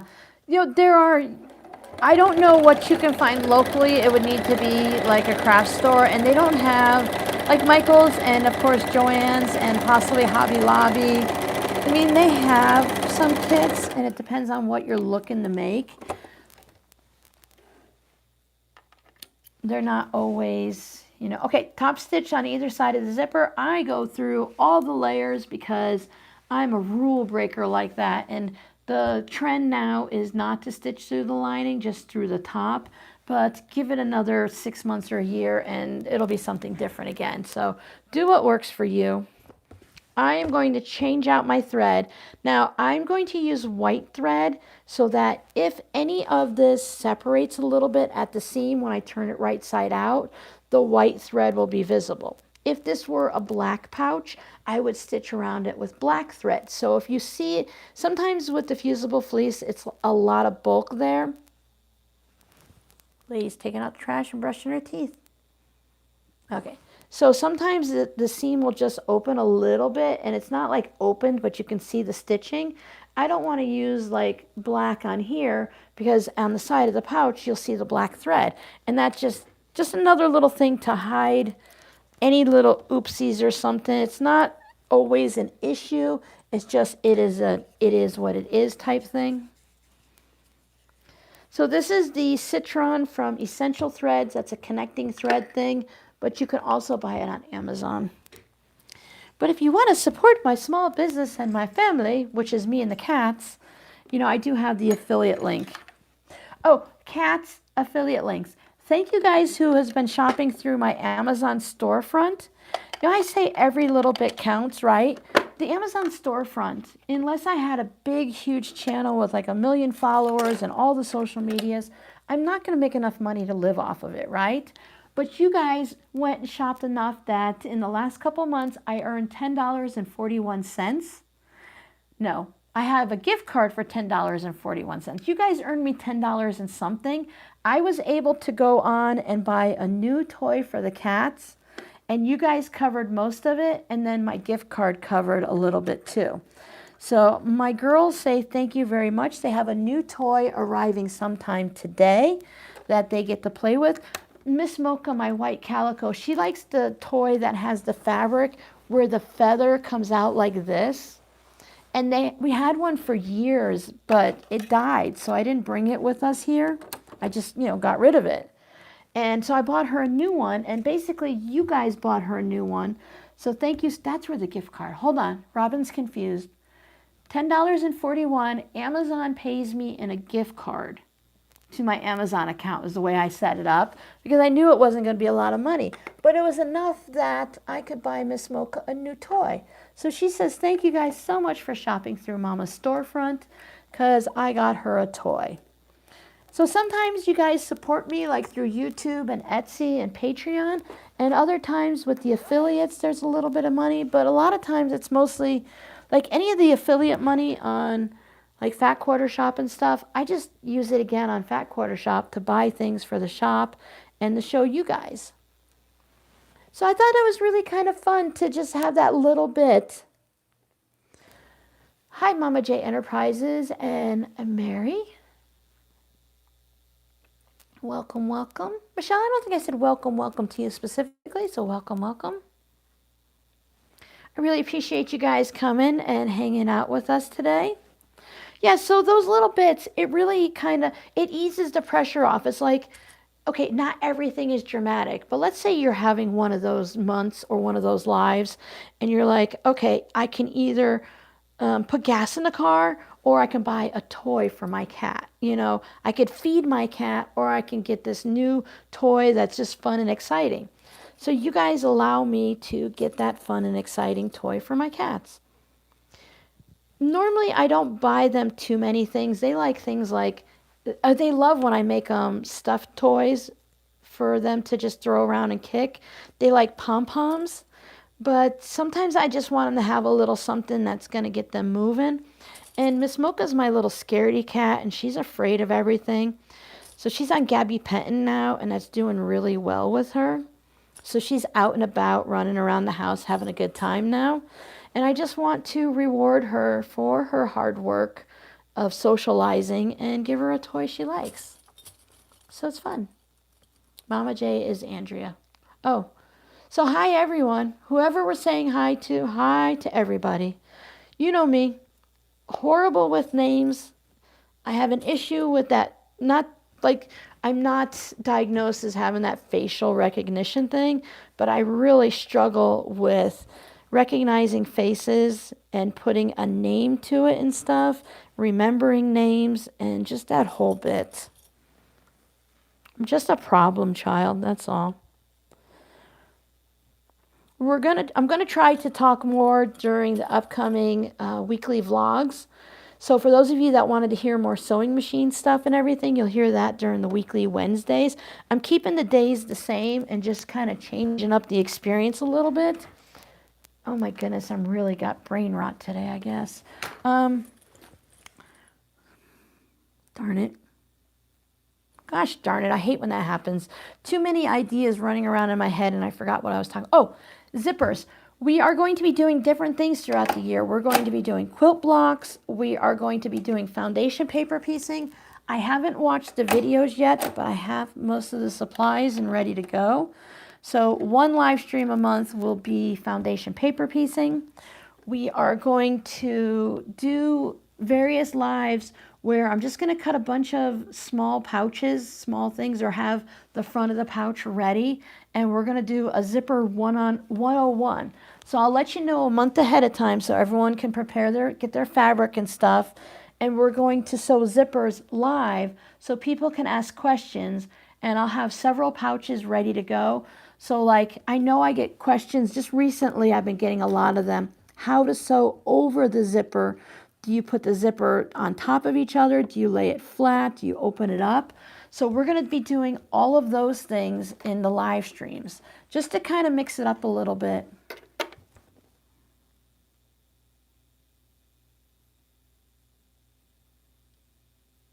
I really appreciate everyone that comes and hangs out with us. One of the goals, I had many goals I wanted to accomplish with YouTube, and one of them was to have a little community. I don't have people like in my house and locally that do what I do. So it's nice to have other people online to chat with. And when I first started making bags, making quilts, whatever, crochet, I found more people crocheting and knitting to get the answers from, but not as much quilting. Some people like to hide all their secrets. I hide a couple. I show you guys on the live streams, but I do keep a couple things to myself. But if it's 3 in the afternoon or 3 in the morning and you're in another country or you're just across the continent and you have a question and you don't have a person in your local area to ask, or again, it's in the middle of the night, I wanted my channel to be there to keep you company while you're sewing, but also to give a new person or a person that's been sewing a while those tips and tricks to just make your projects work a little bit better and things to go a little easier.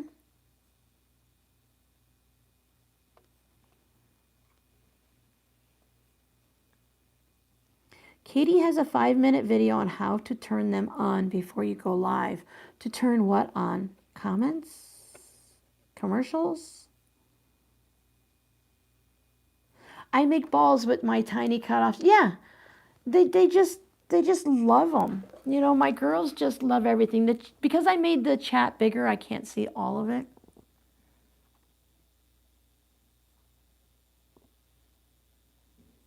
You know, my favorite is the smaller channels. It's always been the favorite, like the up-and-coming musicians, the books that no one's really reading yet. Oh, closed captions. Mine are off. My channel should be set up automatically. Sometimes they're on, sometimes they're not. Sometimes they say you can't get closed captions on a live stream. You have to wait for the replay. I saw that on a big channel that has like 700,000 subscribers. They said that it's not something and you have to catch it on the replay or something to get the closed captions.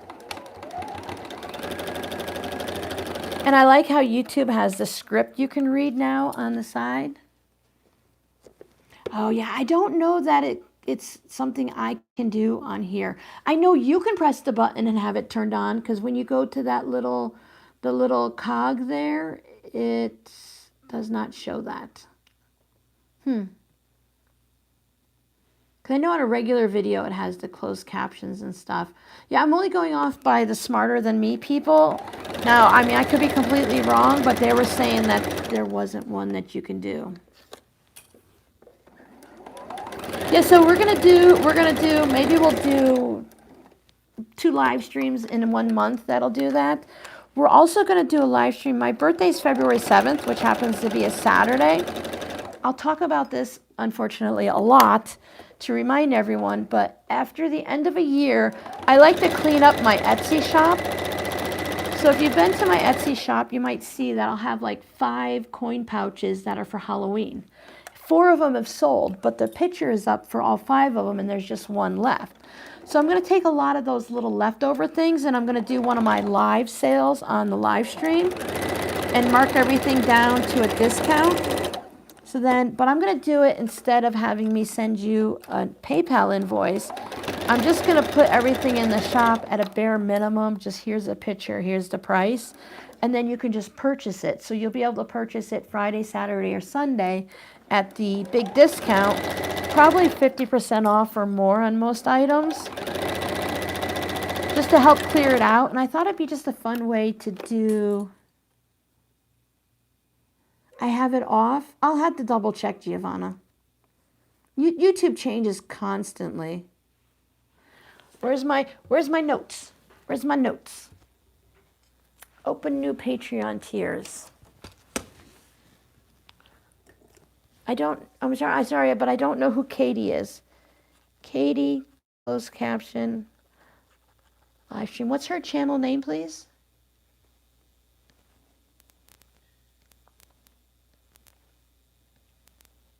I'll wait for you guys. You'll catch up and tell me, because I don't know who Katie is. Oh, quilt patterns. Yeah, I've been watching a little bit more of the quilt blocks and stuff, because I want to do more quilt blocks with you guys this year. But I don't tend to Greenland Quint. I don't know if I've seen that one. I watch so many things, YouTube will tell me. But I've been starting to watch a little bit. The problem I have is attention span. I like to watch people make tote bags when I'm making tote bags, and zipper pouches when I'm doing zipper pouches. So if I'm making quilt blocks, I'll watch those videos. But I end up having it run, and I do my thing, and I never look up. Most of what I watch is more of a listen to and look up occasionally. So that makes it a little bit, harder for me on certain things. I have been watching YouTube at the end of the day when I'm just kind of chilling at night now, so maybe that. Yeah, I don't watch too many thank you, everyone. I don't watch too many live streams. I usually watch the replay. Sometimes my internet is like, no, no, no, no, no, no, no. I'll do the best I can. YouTube, sometimes they'll do things where these channels can have it, but these can't. And these channels can have it sometimes, but not today, maybe tomorrow. So it could be weird. Oh, okay. I do like Saturday live streams.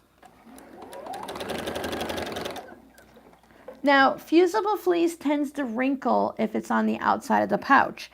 I'm going to leave quite a large hole in the turning spot of my lining so that I don't have to wrinkle the bag up as much. Based on the patchwork and the way we did it and the quilting, it should be good, but it's just a good tip to know. So yeah, tips. I had so many questions, and there would be like, it was during a time of blog posts and not as many videos. Excuse me. And I'd be like, but wait, you didn't show that one little part. I need that one little part. And I'd be like, oh. So I have to go and figure it out myself and teach myself. And that's how I learned from online, but kind of taught myself. But I want to be able to help you guys that want to do the zippers. So that's what we'll do. Maybe at some point we might even start doing Zooms. Yeah, you'll be able to go. A lot of people tell me, hey, you know, I don't do zippers that often, but I just pull up your video and sew along with you. Great, perfect. And then other people are, when they have those questions, I'll announce it ahead of time so people who are only going to watch the replay can ask a question, and I can do a close-up and show you exactly. It's going to be a lot of possible movement. Like I might need to move the camera a little or move stuff up to the camera and stuff so that you can see what you need to see. But yeah, we'll get it so whoever wants to do zippers and has been struggling with just this one section. And I don't like to do zipper tabs, but I will relearn zipper tabs for you guys. So for those of you that want to do zipper tabs, you'll be able to do them. Okay, everything's been stitched. I need to give it a good quilting. Okay, yeah, catch the replay. I was showing patchwork this time and how to, instead of just, I love to do zipper pouches during the live streams. I just love to do zipper pouches. So I was showing how to use fusible interfacing to sew your patchwork. I generally have tutorials because I've been on for so long that I have the tutorials to back them up, and then we're just kind of hanging out and sewing.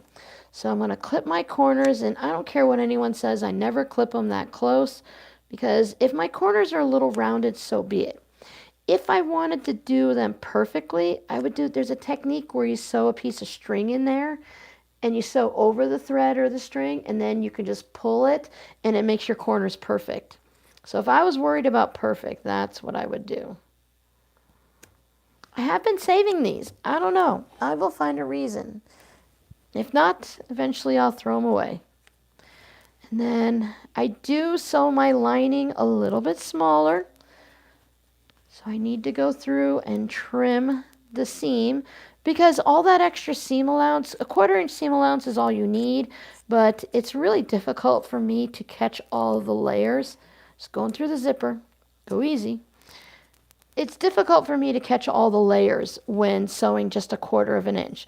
So I sew the 3/8 and then I trim down where I need to.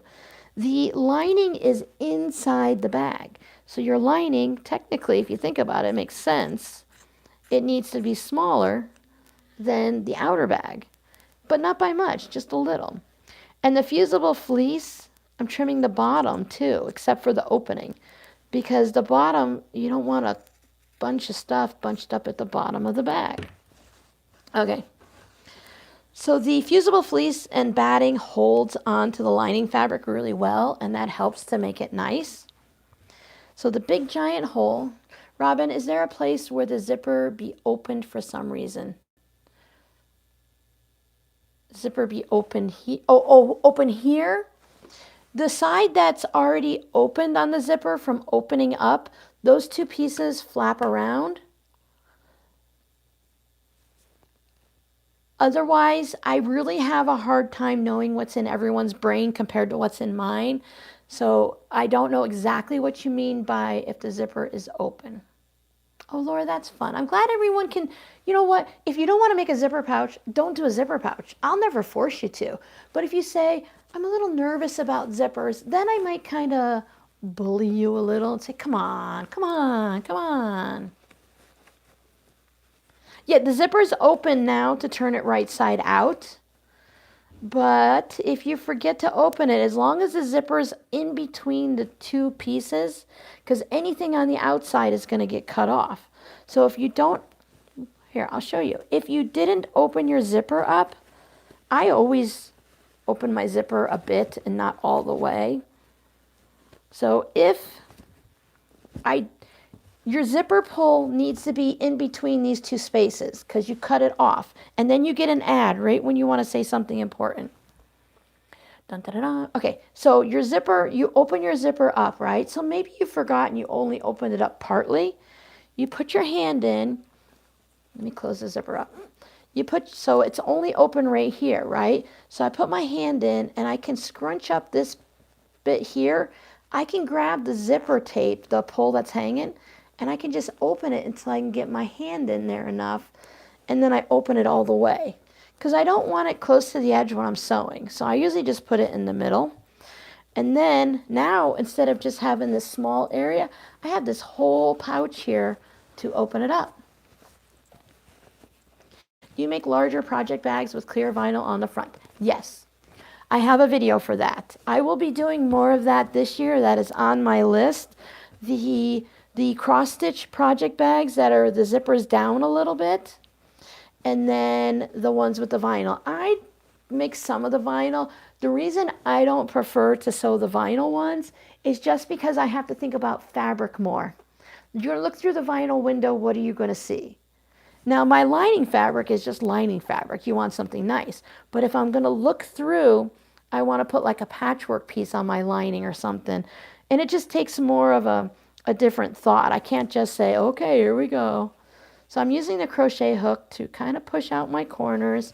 And I like to run it along the seam because there's all that fusible fleece in there. Less likely of my crochet hook popping it through. And I just kind of get that all nice. And then I'll show you the zipper thing I do again. People always ask for this, and it's kind of hard if you don't know to kind of get it. So hand inside the lining, right? Thumbs outside. I put my middle finger right at the end of the zipper. It's right here. And I gently push it up while holding this. Don't go too much because you don't want the zipper to be sticking up, but you just want to kind of push it up a little bit. It's going to save you from having dipped in corners, but they're still going to dip in a little bit, right? And you can do that a little bit more after it's all turned right side out. I left the extra fabric on the bottom. I line it up as best as I can. It doesn't have to be perfect like when you turn around coasters and stuff, because nobody's going to see if your lining goes in a little bit or out a little bit. It's going to be in the bottom. But usually if you backstitch at the beginning and the end, if you just put your fingers in here and go like this, it'll line up pretty well. I do like to press everything here. A lot of pressing.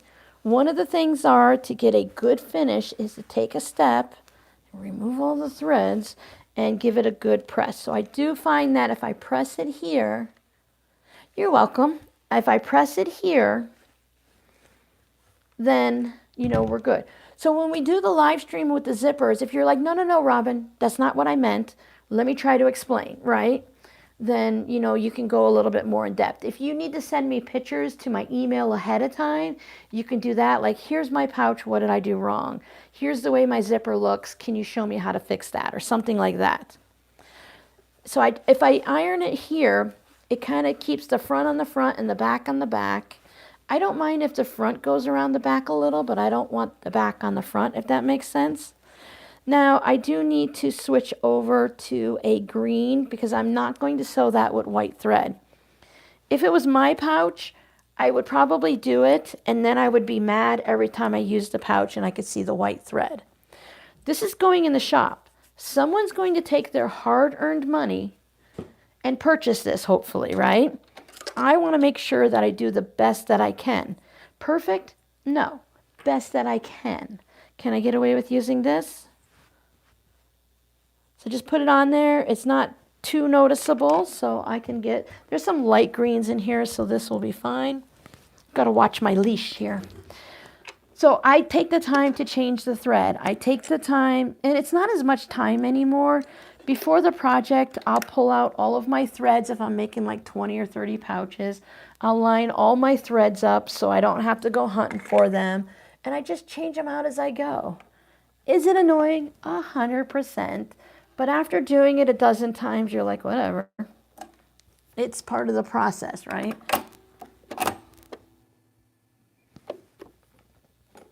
Right, you don't check. You don't get to check.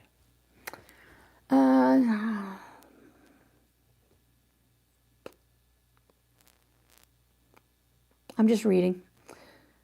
Mama J designs patterns and tons of projects kitted and ready to test, but I need a way to see what is in the project bag. Yeah, that makes 100% sense. I also did a video on how to, for those of you that already have project bags, I did a video on how to make a luggage tag out of fabric that you can then attach to your zipper so you know what's in each bag without opening them. It's something that I really needed as a knitter and a crocheter because I start projects and don't finish them. Don't ask me how many I have going on right now because I don't know, and I'll probably be wrong if I tell you. Hi, Kathy. I go live at 11 a.m. Arizona time on the first and third Saturday of the month. And then there's always the replay if you don't catch it live. So I'm going to go really close to the edge, like 1/8 of an inch, a 2.0 stitch length. Sometimes if the fabric feels a little frayy like, I might even go down to a 1.8. You can hand stitch this, but my ladder stitch has never improved. I mean, it's better, okay? It's passable. It's better than Walmart, but it doesn't meet my approval. But I do it when I have to, like on pin cushions and stuff. I'm just lining up the folded and pressed edge, and then I'm going to stitch past the opening, back stitch, and I kind of just sew off the edge. Yeah, exactly. And then I like those bags because they're flat like this, and then you can put them in a basket and just line them up so you can have like a file cabinet of projects. I love the vinyl bags. I like the regular bags too. I also like, I have some with projects in them already for like embroidery and cross stitch. I like the surprise. I don't know what's in this bag. Let's open it up. Oh, look, it's Santa and it's February and I didn't finish it in time for Christmas. Well, now I can work on it this year. But that doesn't work for everyone, right? So now there's my lining. I used to put my labels here, but it became popular to put it out there, which gave me permission and you guys said I could do it.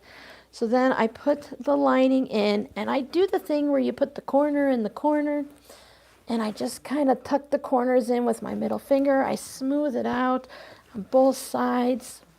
And the wool mats, of course, hold the thread. I lint roll the pouch before I take the pictures. And then I store it in like those Rubbermaid plastic bins that I have. And then when I take it back out, I lint roll it again when someone purchases it. But whatever happens in the in-between, like when I show it on Whip It Wednesday, a thread usually gets attached somewhere along the line. So I just make sure I made my lining to fit into my pouch. No baggy linings. There's a little bit, but I haven't ironed it yet either. No big poofs. It lays flat all the way to the bottom. Sorry about the shadows. So then I'll take it and I'll close my zipper up. Make sure everyone looks good. And again, now I'm attaching my lining to the outside by pressing it and making sure everyone is nice. And if your pouch is large enough and your iron is small enough, be careful. You don't want to touch the teeth now because it was protected before. But if you have one of those little palm irons, you can go inside and press your lining. And remember, it's sticking to that fusible fleece because fleece and felt are good for putting things up and holding them. And look at that. Oh, beautiful. Now I'm going to close my zipper and I'm going to look at my corners and see maybe I need to just kind of push it up a little bit. Not too much because I don't want a weird looking zipper. And this side, now you have to bring up the lining and the outside. So just barely hold the corner and just gently kind of nudge it up. And it is what it is. However it's done, it's done. I rarely have a complaint. People see my pouches before they buy them, so they know what they're getting, right? I rarely ever hear anyone or you guys ever say, hey, Robin, you need to fix that corner. It's really sticking in. So it works out right. You know, it works out well. It works for me. I like it. Now we need a tassel. I have a quilt on my chair that keeps falling off. Okay, hold on. Taking out the leash. Need more leash. Hi, big girl.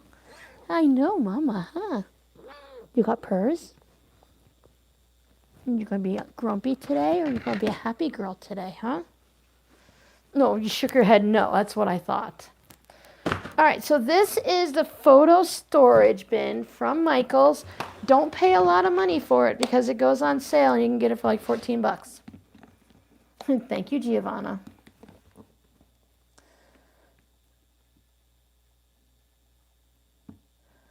What are we counting, Laura?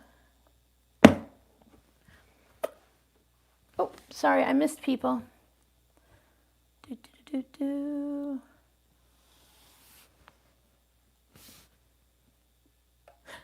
Kathy, I sent you a postcard. You're very welcome. Yeah, cat fur, right? And robin hair. It's just, as a crafter, we know these things. But I had something on my wish list, and one of you generously sent it to me. And I'm pretty sure it was sent to me. These are I do have the paper ones for the lint rollers, but these are the washable ones. And I use them to get the lint. There's always lint and cat fur on my sheets after I wash them and stuff. So I use the big one. Airbnbs have these on like a stick. So you can just stand up and like do the couch and stuff. It's like super sticky, and I've washed these probably 40, 50 times. A little bit of Dawn dish soap and some water, and then I let them dry, and then I can just use them over and over again. I still have some paper ones that I use because I still have some paper ones. So, but yeah, this is a carrier.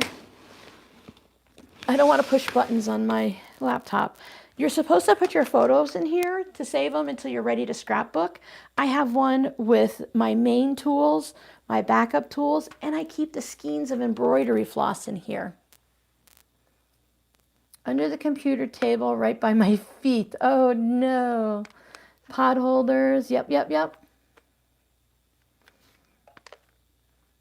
Oh, I'm not in the now one ever. Here we go.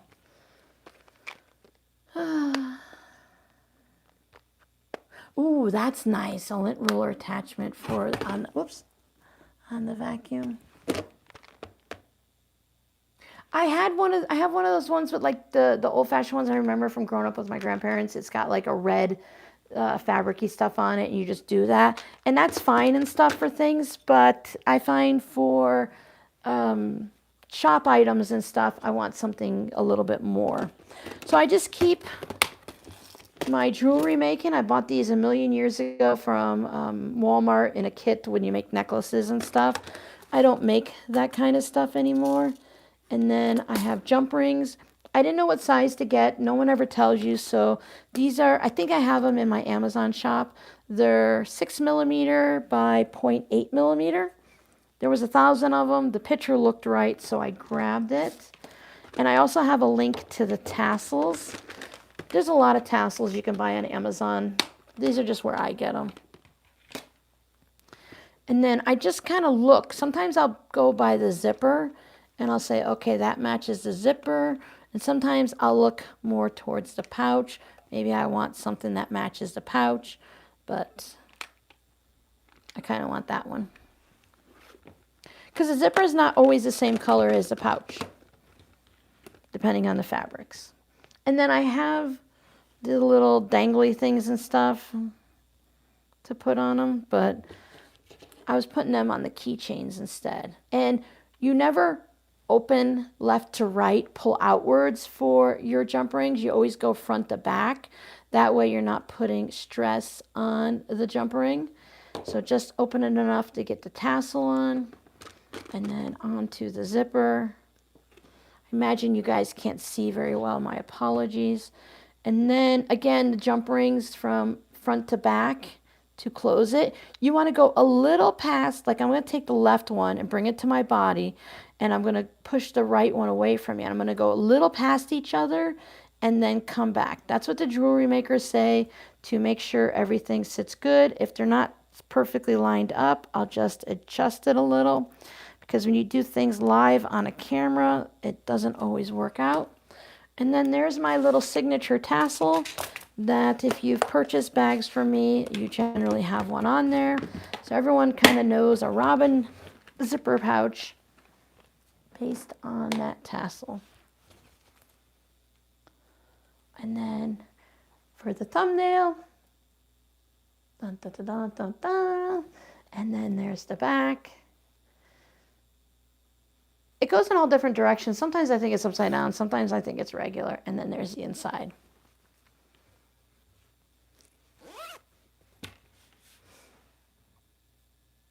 Okay, Kathy, I have the solution for you. You make your quilts that use up the largest amount, right? There's going to be scraps left over. So you keep them all together in a Ziploc baggie, in a project bag, in a bin, somewhere, right? Clip them together.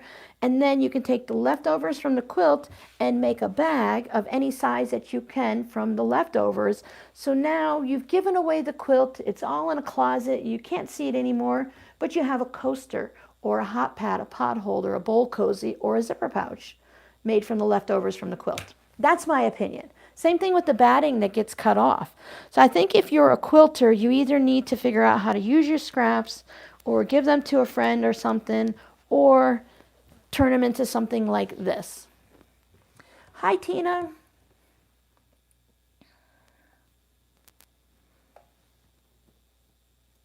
I did not get the Missouri Star Advent box.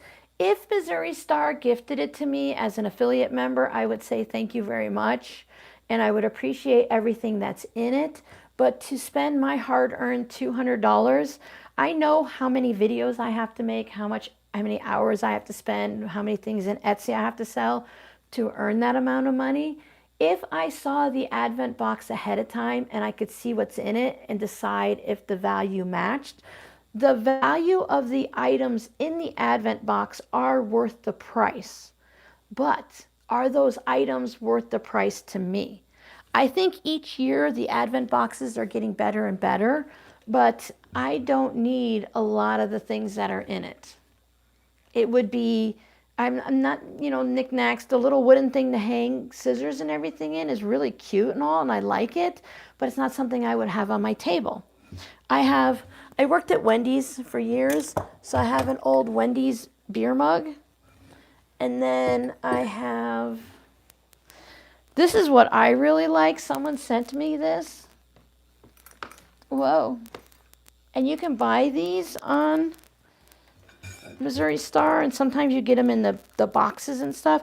Sometimes you guys will get these. This is So Emma, so this is Fat Quarter Shop. Sometimes you guys will get these in like one of those mystery boxes each month, and you don't want something in it, so you send it to me as a little gift. So it really costs you the shipping and the box and whatever, but you send like the things you don't want. I use this the most. It keeps the main things, the certain pens that I want, and then I just use mugs for the rest. So a lot of the things, I'm not going to charcuterie. I would probably hang it up on the wall or something. So the value is not there for me, even if the value is there. So no, I didn't buy one, and I won't buy one in the near future. But I do love the idea of the Advent boxes.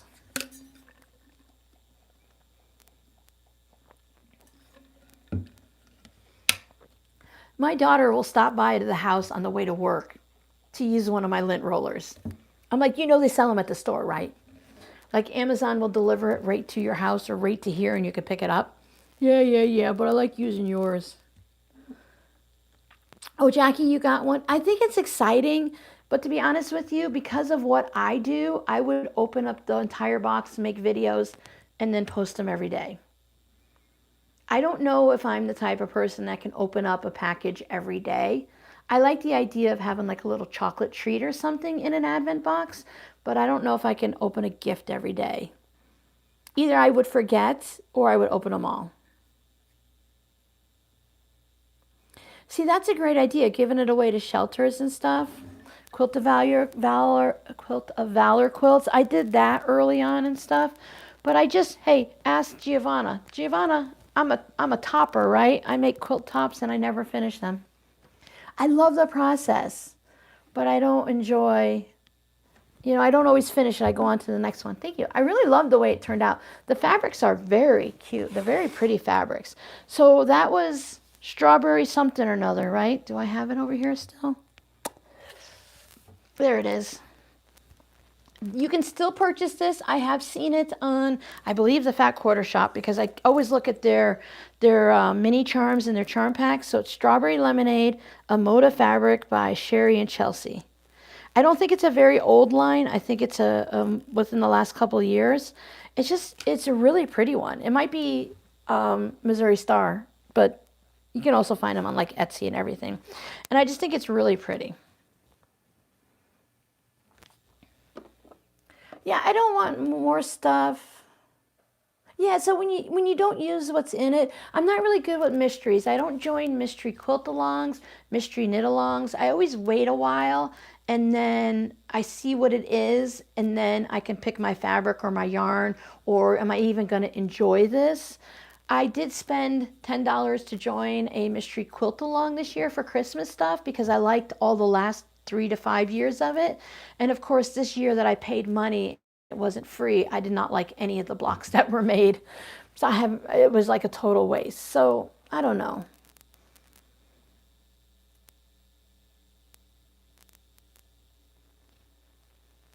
There wasn't much fabric. There wasn't really much projects. And sometimes the projects are things I already know how to make anyway.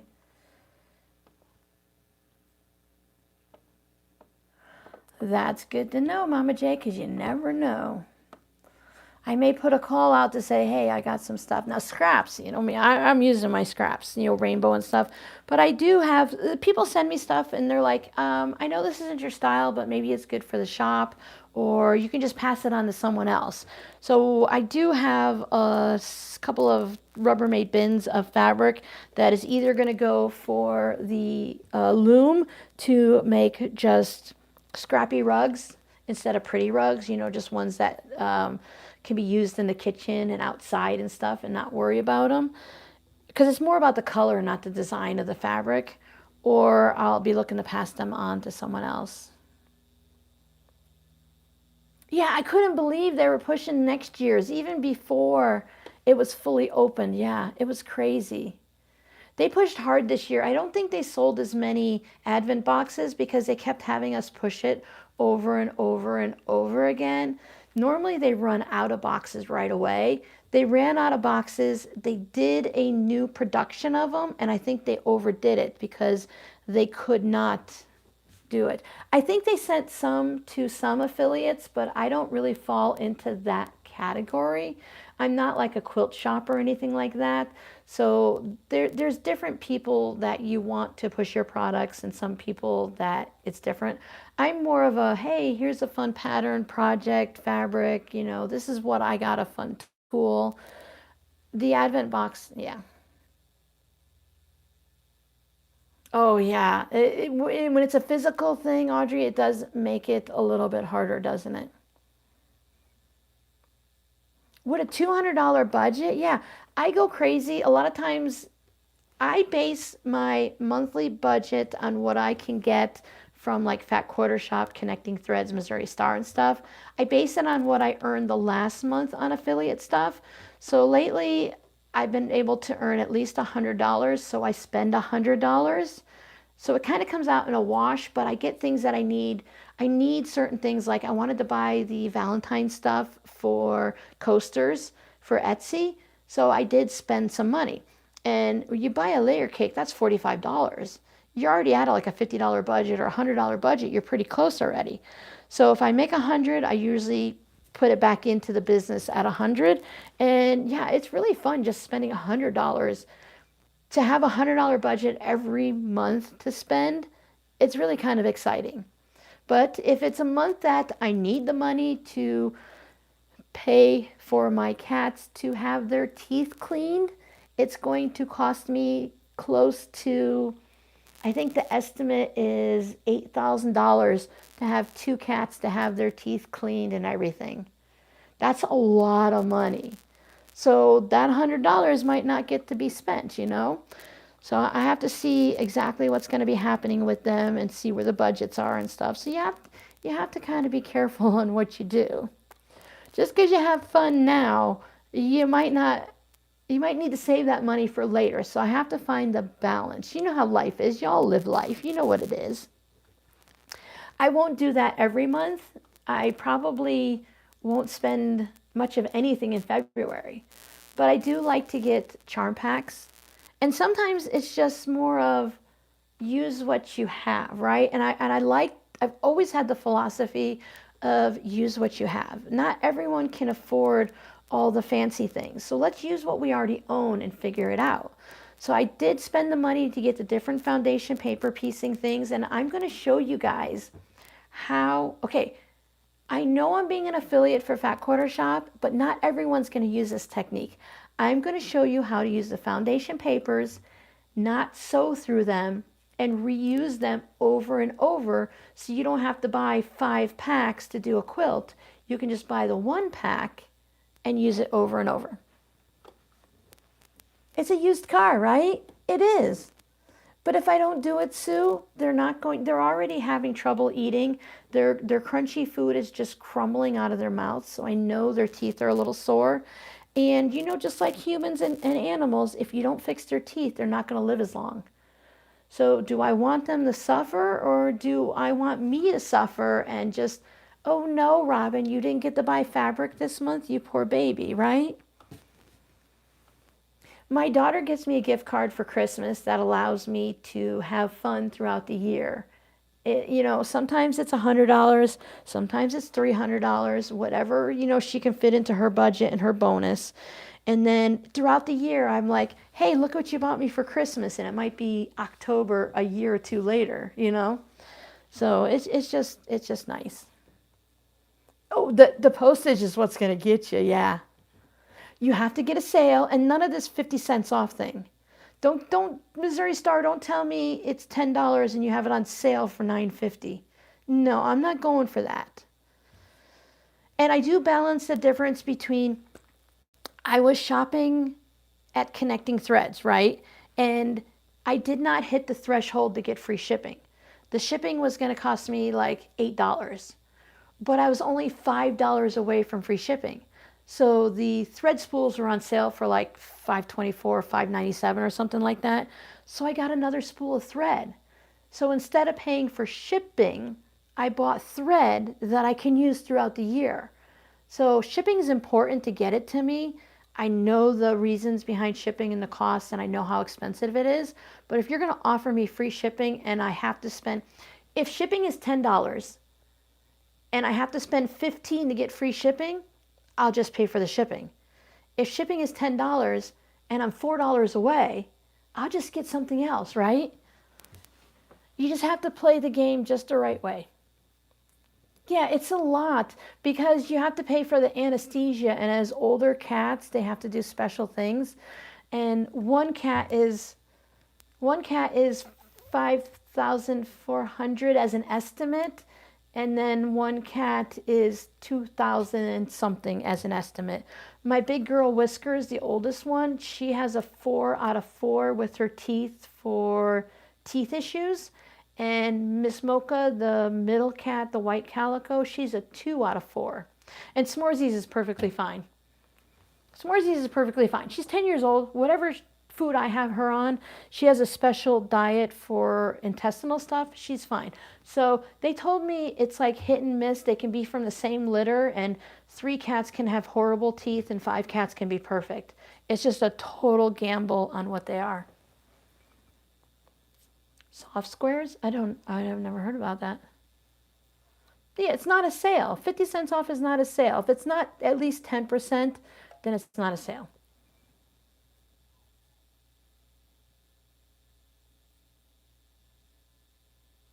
What am I going to be making next? Live stream. Okay, the next live stream is going to be on the 17th. I'm going to do my best to make sure I do some testing for the foundation paper piecing. And I did order, Fat Quarter Shop had a shorts video up the other day, and it was a Lori Holt. You can use a layer cake, and you put this square on it, and you cut right on the lines of the paper. That it looks like it's like a freezer paper type thing, and then you mix it up. You know how you do the stack? You have a stack of 5 fabrics. You take you have 4 stacks, right? So you have 5 fabrics. You take the first one off, and you make a second stack. You take 2 off, you make a third stack. So it's something like that. So I thought we could do our scraps with it, but I didn't realize what it was until after I already ordered it. And then I have some of the foundation paper piecing. So we're going to dabble a little bit with that. I'm always going to make... I'll see what I can do, Jody. I am in the best vet that they have in this area that takes care of the animals the best. They have a really high rating. My daughter and I both love them. And I don't want, with older cats and anesthesia, I want my cats to come out of it alive, right? So I want to be careful. And if the credit card takes a hit, the credit card takes a hit. I have learned a few things in the area, like that emergency vet, you know, don't get the medicine from them, because they charged me $100 for 3 days worth of gabapentin, right? I got 90-day supply twice a day from Chewy, and it's like $15, $20. I don't remember what it was, but it's really inexpensive. And they charged me $100 for it, $92 to be exact, plus tax. So I just need to be careful on what I do. It's hard. It's an emotional thing, right? But we are finishing up, unless you guys have something new to chat about. Zipper pouches and coasters is always my thing. Let me show you what I have going on here. Things like this is what I'll ramble about during the weekly vlogs, because those are going to be chatty, so I can do what I want. I have these that I got from, I think, Target online. I think they're the ones that have Bright Room. These are my current layer cakes and stuff. So I did buy the Valentine's Day with the gnomes that I showed in the video. It'll be 11 a.m. Arizona time. I don't know Central or anything like that. But if you say, okay, like right now, just to let you know, it's 1:15. Well, I'm just going to say 1:15. It's probably 1:16. But it's 1:15 p.m. in the afternoon in Arizona time. I say Arizona time because we don't do time change. So I can't keep up with the before and the after and stuff. So I showed you this, but I bought this also to make coasters, and what's not coasters will be zipper pouches and stuff. I have the cross stitch project bags I'm working on behind the scenes.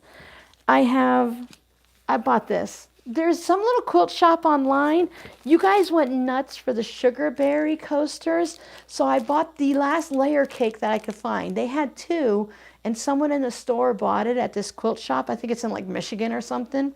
So they can only send me 1. So I got this. The only thing I could find online is yardage and jelly rolls. So I want to make some more coasters with this. It's technically a Christmas fabric, I think, but it doesn't scream Christmas. And then because, you know, fabric can't travel alone, I bought this is Tula Pink. Oh, see, it was $48.95. Layer cakes are expensive. I got it on sale. I did not spend that much. Tula Pink Gray Work. I think I want to say I spent $24 on it. So I want to make some tote bags and stuff with this. And then whatever's left over will become zipper pouches. My friend got me 25 yards of Christmas and Halloween fabric for $60. Wow. Yeah, I try to avoid things like the Chinese fabric now. I've already done that in the beginning. So I'm trying to be careful and get, you know, I don't know where anything is. It's the same as Mountain right now. But at some point it's going to change again. I have my leftover layer cakes in here. So here is what's left of, so I'll use this to make like a tote bag or zipper pouches. So I have like all of these little bits. I try to keep them together. And then I have the Halloween ones that I didn't use all of. So I'm in good shape for Halloween next year. And I'll probably pick up some charm packs of the... Don't you yell at me. You want to say it again? I brought the microphone over. You want to tell the girls what your problem is? And how mean your mommy is? Okay, Whiskers has been having the medicine at 2 p.m. every day. So when it's anywhere close between 1:30 and 2, she yells at me to remind me to give her the medicine. But now that she's off the medicine until we get the test results, which blood work costs $72 to do all of the panels and stuff. Crazy how expensive the vet stuff is. But she now wants the, I call it chicken in a tube, because I ground up her pill and mixed it with it. So yeah, this is what I'm working on. I've started working on the cross stitch project bags. I want to make some more of those now. And I've been working on videos. Just trying to get the videos ahead. I wanted to do a tutorial with you guys on how to do a magnetic closure for a tote bag, which is why I never finished the Lori Holt cheater cloth double wedding ring tote bags, because I was waiting to do the tutorial and I said, forget it. I'll just make a new bag to show you guys how to do it. So I have 2 of those that are going to be going in the shop once I get the pictures. Look at that. I also only put the 1 slip pocket in like most people asked for. I just ran out of time and ambition for it instead of making the extra pockets like I normally do. So they're both basically the same. They're just cut in a little bit of a different location. This one has pink polka dot circles and this has green. I think they're both Lori Holt fabrics. So yeah, that's what I'm just starting to do and just trying to get things going and get a little more organization going and finish up what I have. I want to go through my shelves. My yardage has yardage and like quarter yards and just chunks of fabric, so I want to slowly separate them. I am working during the day and stopping around 6 p.m. And then when the brain power is done for the day, I'm just going to go through and iron fabric and trim it up and cut it and whatever, and just do that at night. Because I want to still do something between 6 and 7:30, 8 o'clock, but I don't always have the brain power. Thank you guys. Yeah, last year, 2025, it's use what you have. Don't buy, supplement as you need it. And if you see them, look, if I spend money every month buying the latest, greatest thing and just buy a bunch of fabric all the time, it's a lot of money. But if I use what I have, maybe buy some low volume background fabric, you know, you have to buy batting all the time and stuff, right? Then when a fabric comes out that I really want to buy, even though it's not on sale, then I can splurge and buy this, because I might not have, I ate leftovers for 3 months. Now I can go out to dinner, you know, that type of thing. So it's just all about that balance. I have to live like 2 lives. I live my personal life and my business life. So my business needs me to buy things occasionally. So I make money from Etsy or from the affiliates, and it goes into the business. My personal stuff, I've got enough personal stash. I'm not making things for myself that often, so I don't need to have much. My Etsy, my small business stuff, allows me to be creative and to bring different things in. Look, I like to show you guys stuff. I try not to show it before my patrons, but I really like to show you. Like this is going in the shop. This is a 6.5 inch block from the Splendid Sampler. I never finished it. I finished the blocks, but it has little embroidered butterflies on there using the half square triangles. I turned it into a zipper pouch with my patrons. So now this is going to be, isn't that fun? This is going to go into the shop. I love the snippets of creativity without having to slog, without having to work on an entire quilt. I can't always afford... The cat was playing with the Post-it notes. I thought she was eating something. I can't always afford the time, the fabric, the cost, the batting, the backing to do an entire quilt. but I can have fun and make a quilt block and turn it into a zipper pouch. This is what I would consider inexpensive. Someone sent me some Crayola solids. I made this out of fabric that I bought from Connecting Thread years ago, and I purchased that from Hobby Lobby. I don't know if someone sent me this with the fabric they didn't want, or I picked it up at a thrift store. But yeah, so it's all about balance, right? I don't buy 3 yards and 5 yards of stuff unless it's a white or a gray, or I know Valentine's gnomes are going to do well. Christina's Home Affairs. Yes, she makes all kinds of bags. Yeah, cheater, I know. Yeah, cheater cloth, yeah, I know. Convenience does make sense, so. Laura's never cheated. I've cheated. I've cheated. I'll admit it.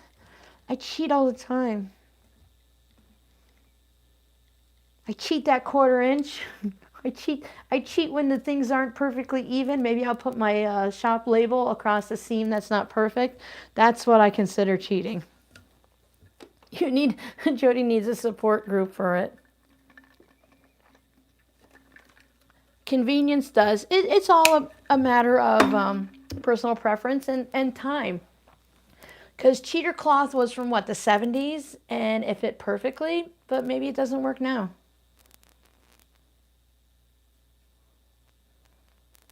It is not free if you bought the fabric and put your time into it. Yes, and if you have little bitty scraps left over, sorry, I hit the cord. This, it's a bad example because someone sent it to me, but this fabric is going to go into, well, I'll put this back with the collection so that they're all together. But normally I would put this into the low volume and this will go into the green. When I go and make a pouch with it, I can consider it to be free because I didn't buy it. It's left over from a quilt that I made, right? So if it's left over, technically, yes, it's free in my studio. But when I go to put it in my shop or sell it to the neighbor or whatever, it has a value.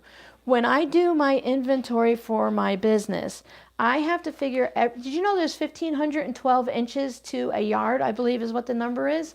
I have to inventory my fabric by the inch. I have to figure out how many inches of fabric, square inches of fabric I have, because it has a value, so many pennies or dollars to that square inch.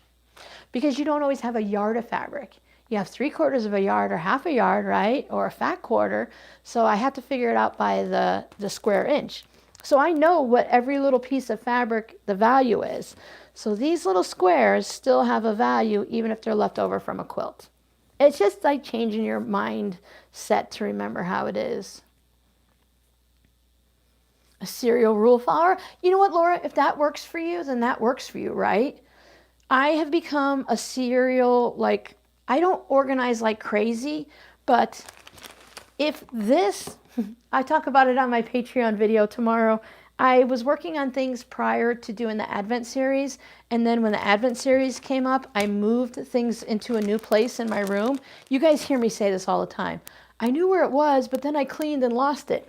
If I don't keep these in a little bin, I have these little Dollar Tree containers. Let me make sure there's no addresses or anything on here. Yep.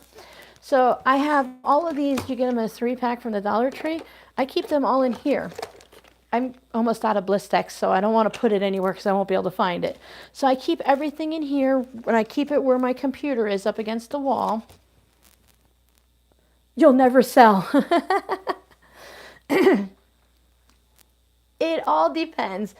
The way I look at it with now that my business has been going for a little bit, I'm in the black, I'm actually a productive business. I can't support myself fully on it. I have to have all of my small business stuff together.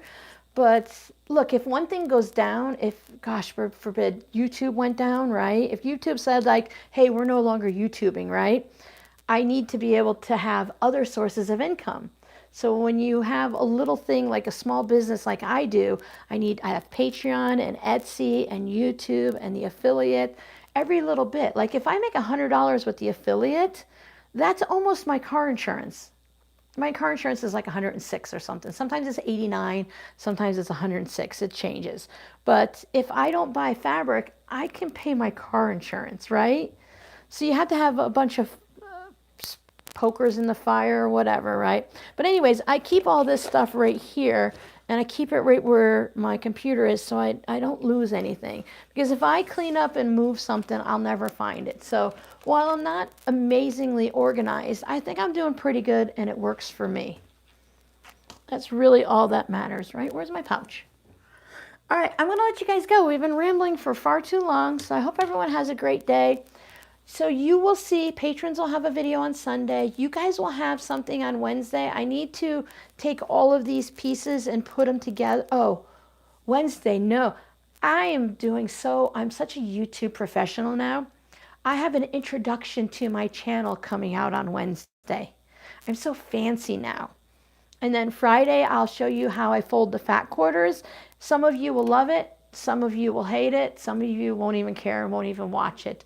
But if it helps someone out, at least a handful of people, I'm happy. And then the following Wednesday, January 14th, we'll start the vlog series. And it's going to take me a little bit, right, to feel the groove and to figure out what you guys want and what works for me.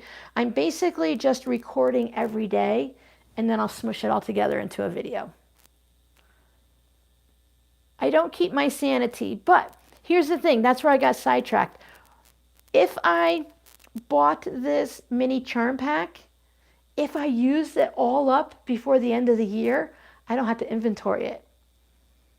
So if I only need a yard or something, unless it's a big sale, I'm only going to buy the yard. And I'm going to keep everything I buy this year, I keep in one spot. I have this shelf is all the fabric that I bought for Etsy that I inventory for the government and all that, right? And then next to it, I don't organize by color, polka dots, nothing. This is 2026 fabric. My goal is to use almost all of that fabric the best I can by the end of the year. Because if I don't, I have to roll it over and I have to count it every year. I have to pull it out and see, is it the same amount? Have I used any of it? So my goal is to use what I buy and don't buy too much. And then I don't have to count it. Pet some fabric today. Yep. Yeah, if you don't buy, you don't have anything to make. And I can use a lot of my stash.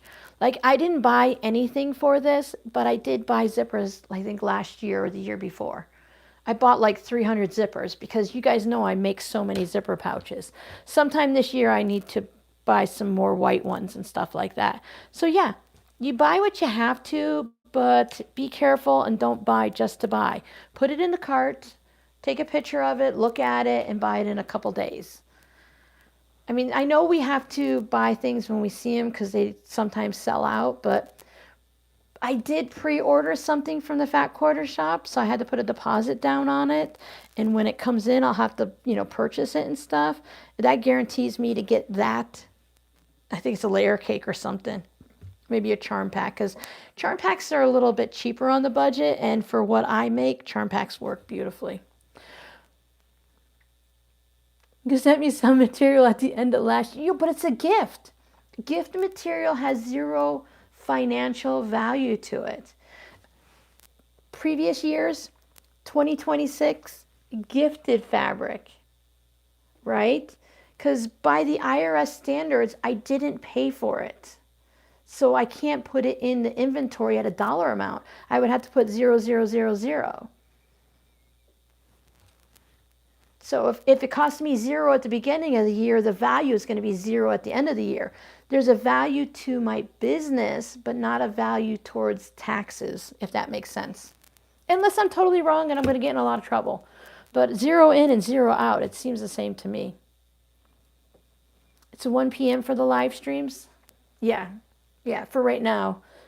And then in spring ahead, it'll be 3 hours. There's a, in the description box, if you choose to, there's also a place to sign up for email notification. So every time I put up a video, or I don't think posts, I think it's just videos, you'll get an email stating that it is. You can also sign up for the notifications with a little bell. But Giovanna, she'll help. She's very helpful. It is a lot to keep track of, but once I had the system up, I use Paper and Spark. There's a lot of things for Etsy and for Shopify and all of those things that you do at markets and stuff that they use to collect money and stuff like that. And I have spaces where I add the Patreon, because like when Missouri Star sends me stuff, I have to claim it on my taxes.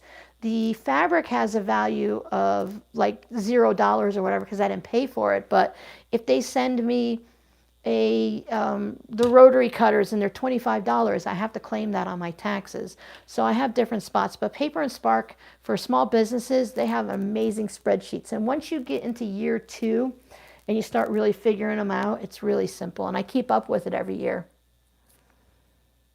A wish list for my birthday? I had the Amazon wish list. Things are just kind of like floating in there. I really struggle with that because I don't have an exact, like, this is what I'd like. If someone wanted to send, you guys kind of know my themes or things that I put in the shop. If someone wanted to send a fat quarter or a charm pack or something like that, the essential threads, I'm working on putting up a Google spreadsheet for these and for the Missouri Star thread that I use a lot. I try to tell people that, let me show you this again.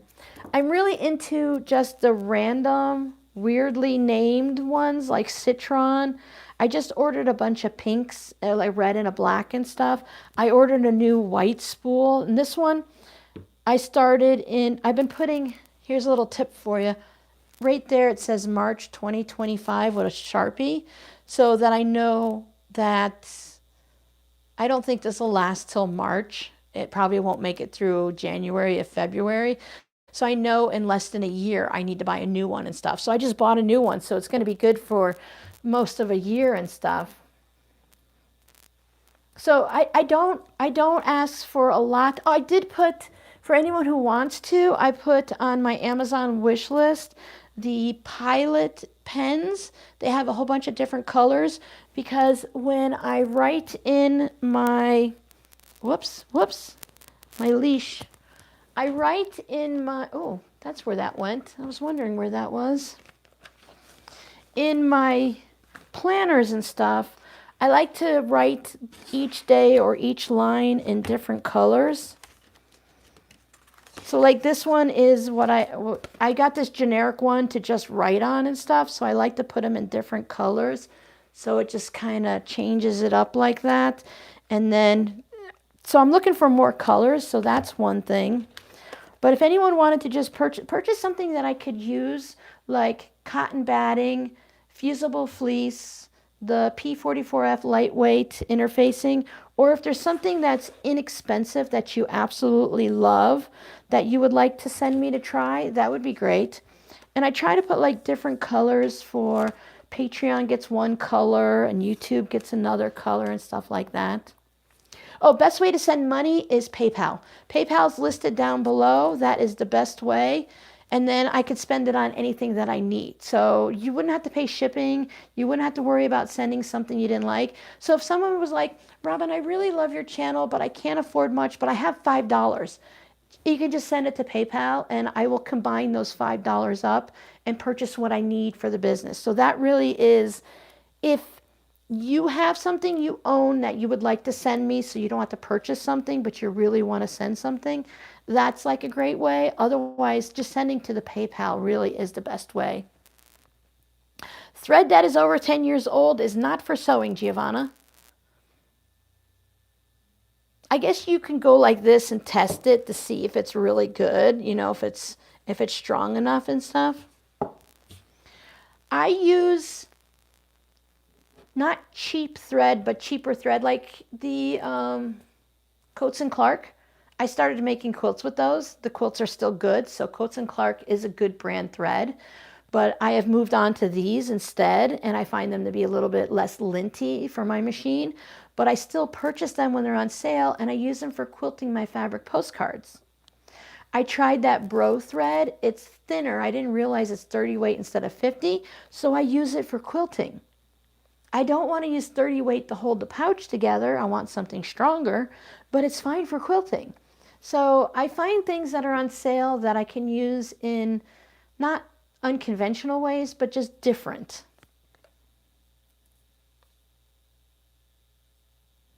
I have to do that before I start the live stream. I can't just click a little switch and have it always work.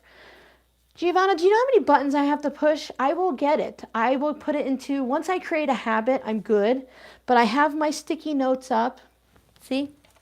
I have to open up the new Patreon tiers, and Katie has the CC live stream at Greenland Quilter. So I'll check out Greenland Quilter because I've been changing up what I watch lately, so I'm always looking for new people. But yeah, so anyone who wants to support me, the channel, my birthday or whatever, I really do think PayPal is the best way, because then I can say I need to get some white fabric, or I need to say, oh, I spent all the money getting my cat fixed, now I need gas or something, you know. So I really do support, I really do appreciate that support. Plus, I know I want to send people stuff, and sometimes all you have is $2. And being able to send it to PayPal really does. It adds up, right? We can be a community and support someone together.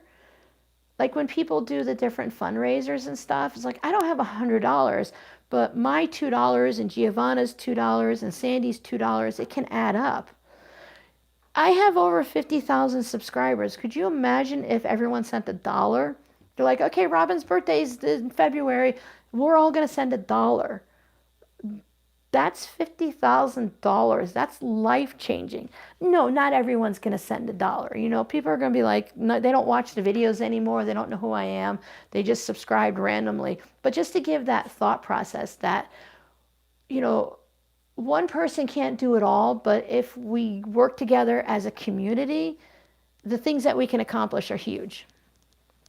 And on that note, I am Polymix. Yeah, Polymix, I was wondering about that. Polymix do tend to last a little bit longer. And when I'm quilting my fabric postcards, I honestly don't care. Someone sent me the cone of white, the Polymix, or just poly thread. I think it's poly cotton. I don't use it for my projects because I don't want to start mixing poly in with the cotton, with just the whole issues and the iron and stuff like that, and the bowl cozies. But I use it to sew my fabric postcards. I go through a lot of thread with those. So that's why I use different thread versus my good thread. But the girls are going crazy. They want their 2 o'clock snack. Giovanna, you're very sweet. Giovanna was paying $1 and someone was using a vibrator. That's all I saw on that comment. My apologies to what my confusion was. But thank you guys so much for hanging out with me. For everyone new that's hanging out, I do need to go to a physical store to find the red fabric for my Santa bags.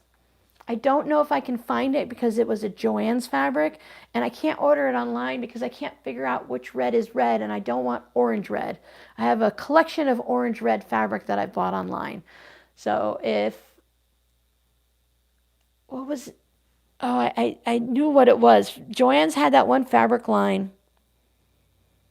It was always on that wall when you first walked in, and it was all the colors. But anyway, I need to get red fabric and green fabric, and then I'll start the Santa totes so that I can have them ready for, for your fabric beads and stuff. It doesn't even matter as long as the thread is still good. There's a difference between using old thread for a quilt and using old thread to make fabric beads and stuff like that. Bye, everyone. Thank you so much for hanging out with me. For anyone that's new, I hope you hang out and check out the rest of the videos. I have 700, 800, 900 of them that I've put on over the past 9 or 10 years. January, we're easing into the newer videos. I do have some random things coming on, and you guys will figure it out when you see them. But by the end of January, the beginning of February, we should be doing really good with the new series and getting ourselves set up for 2026 live streams. Thank you guys so much, and I'll see you next time. Bye. I hope everyone's feeling better soon, and whatever that category goes, whether it's chronic pain, pneumonia, the flu, whatever is ailing you physically or mentally, I hope we found a little bit of peace for you today. Bye.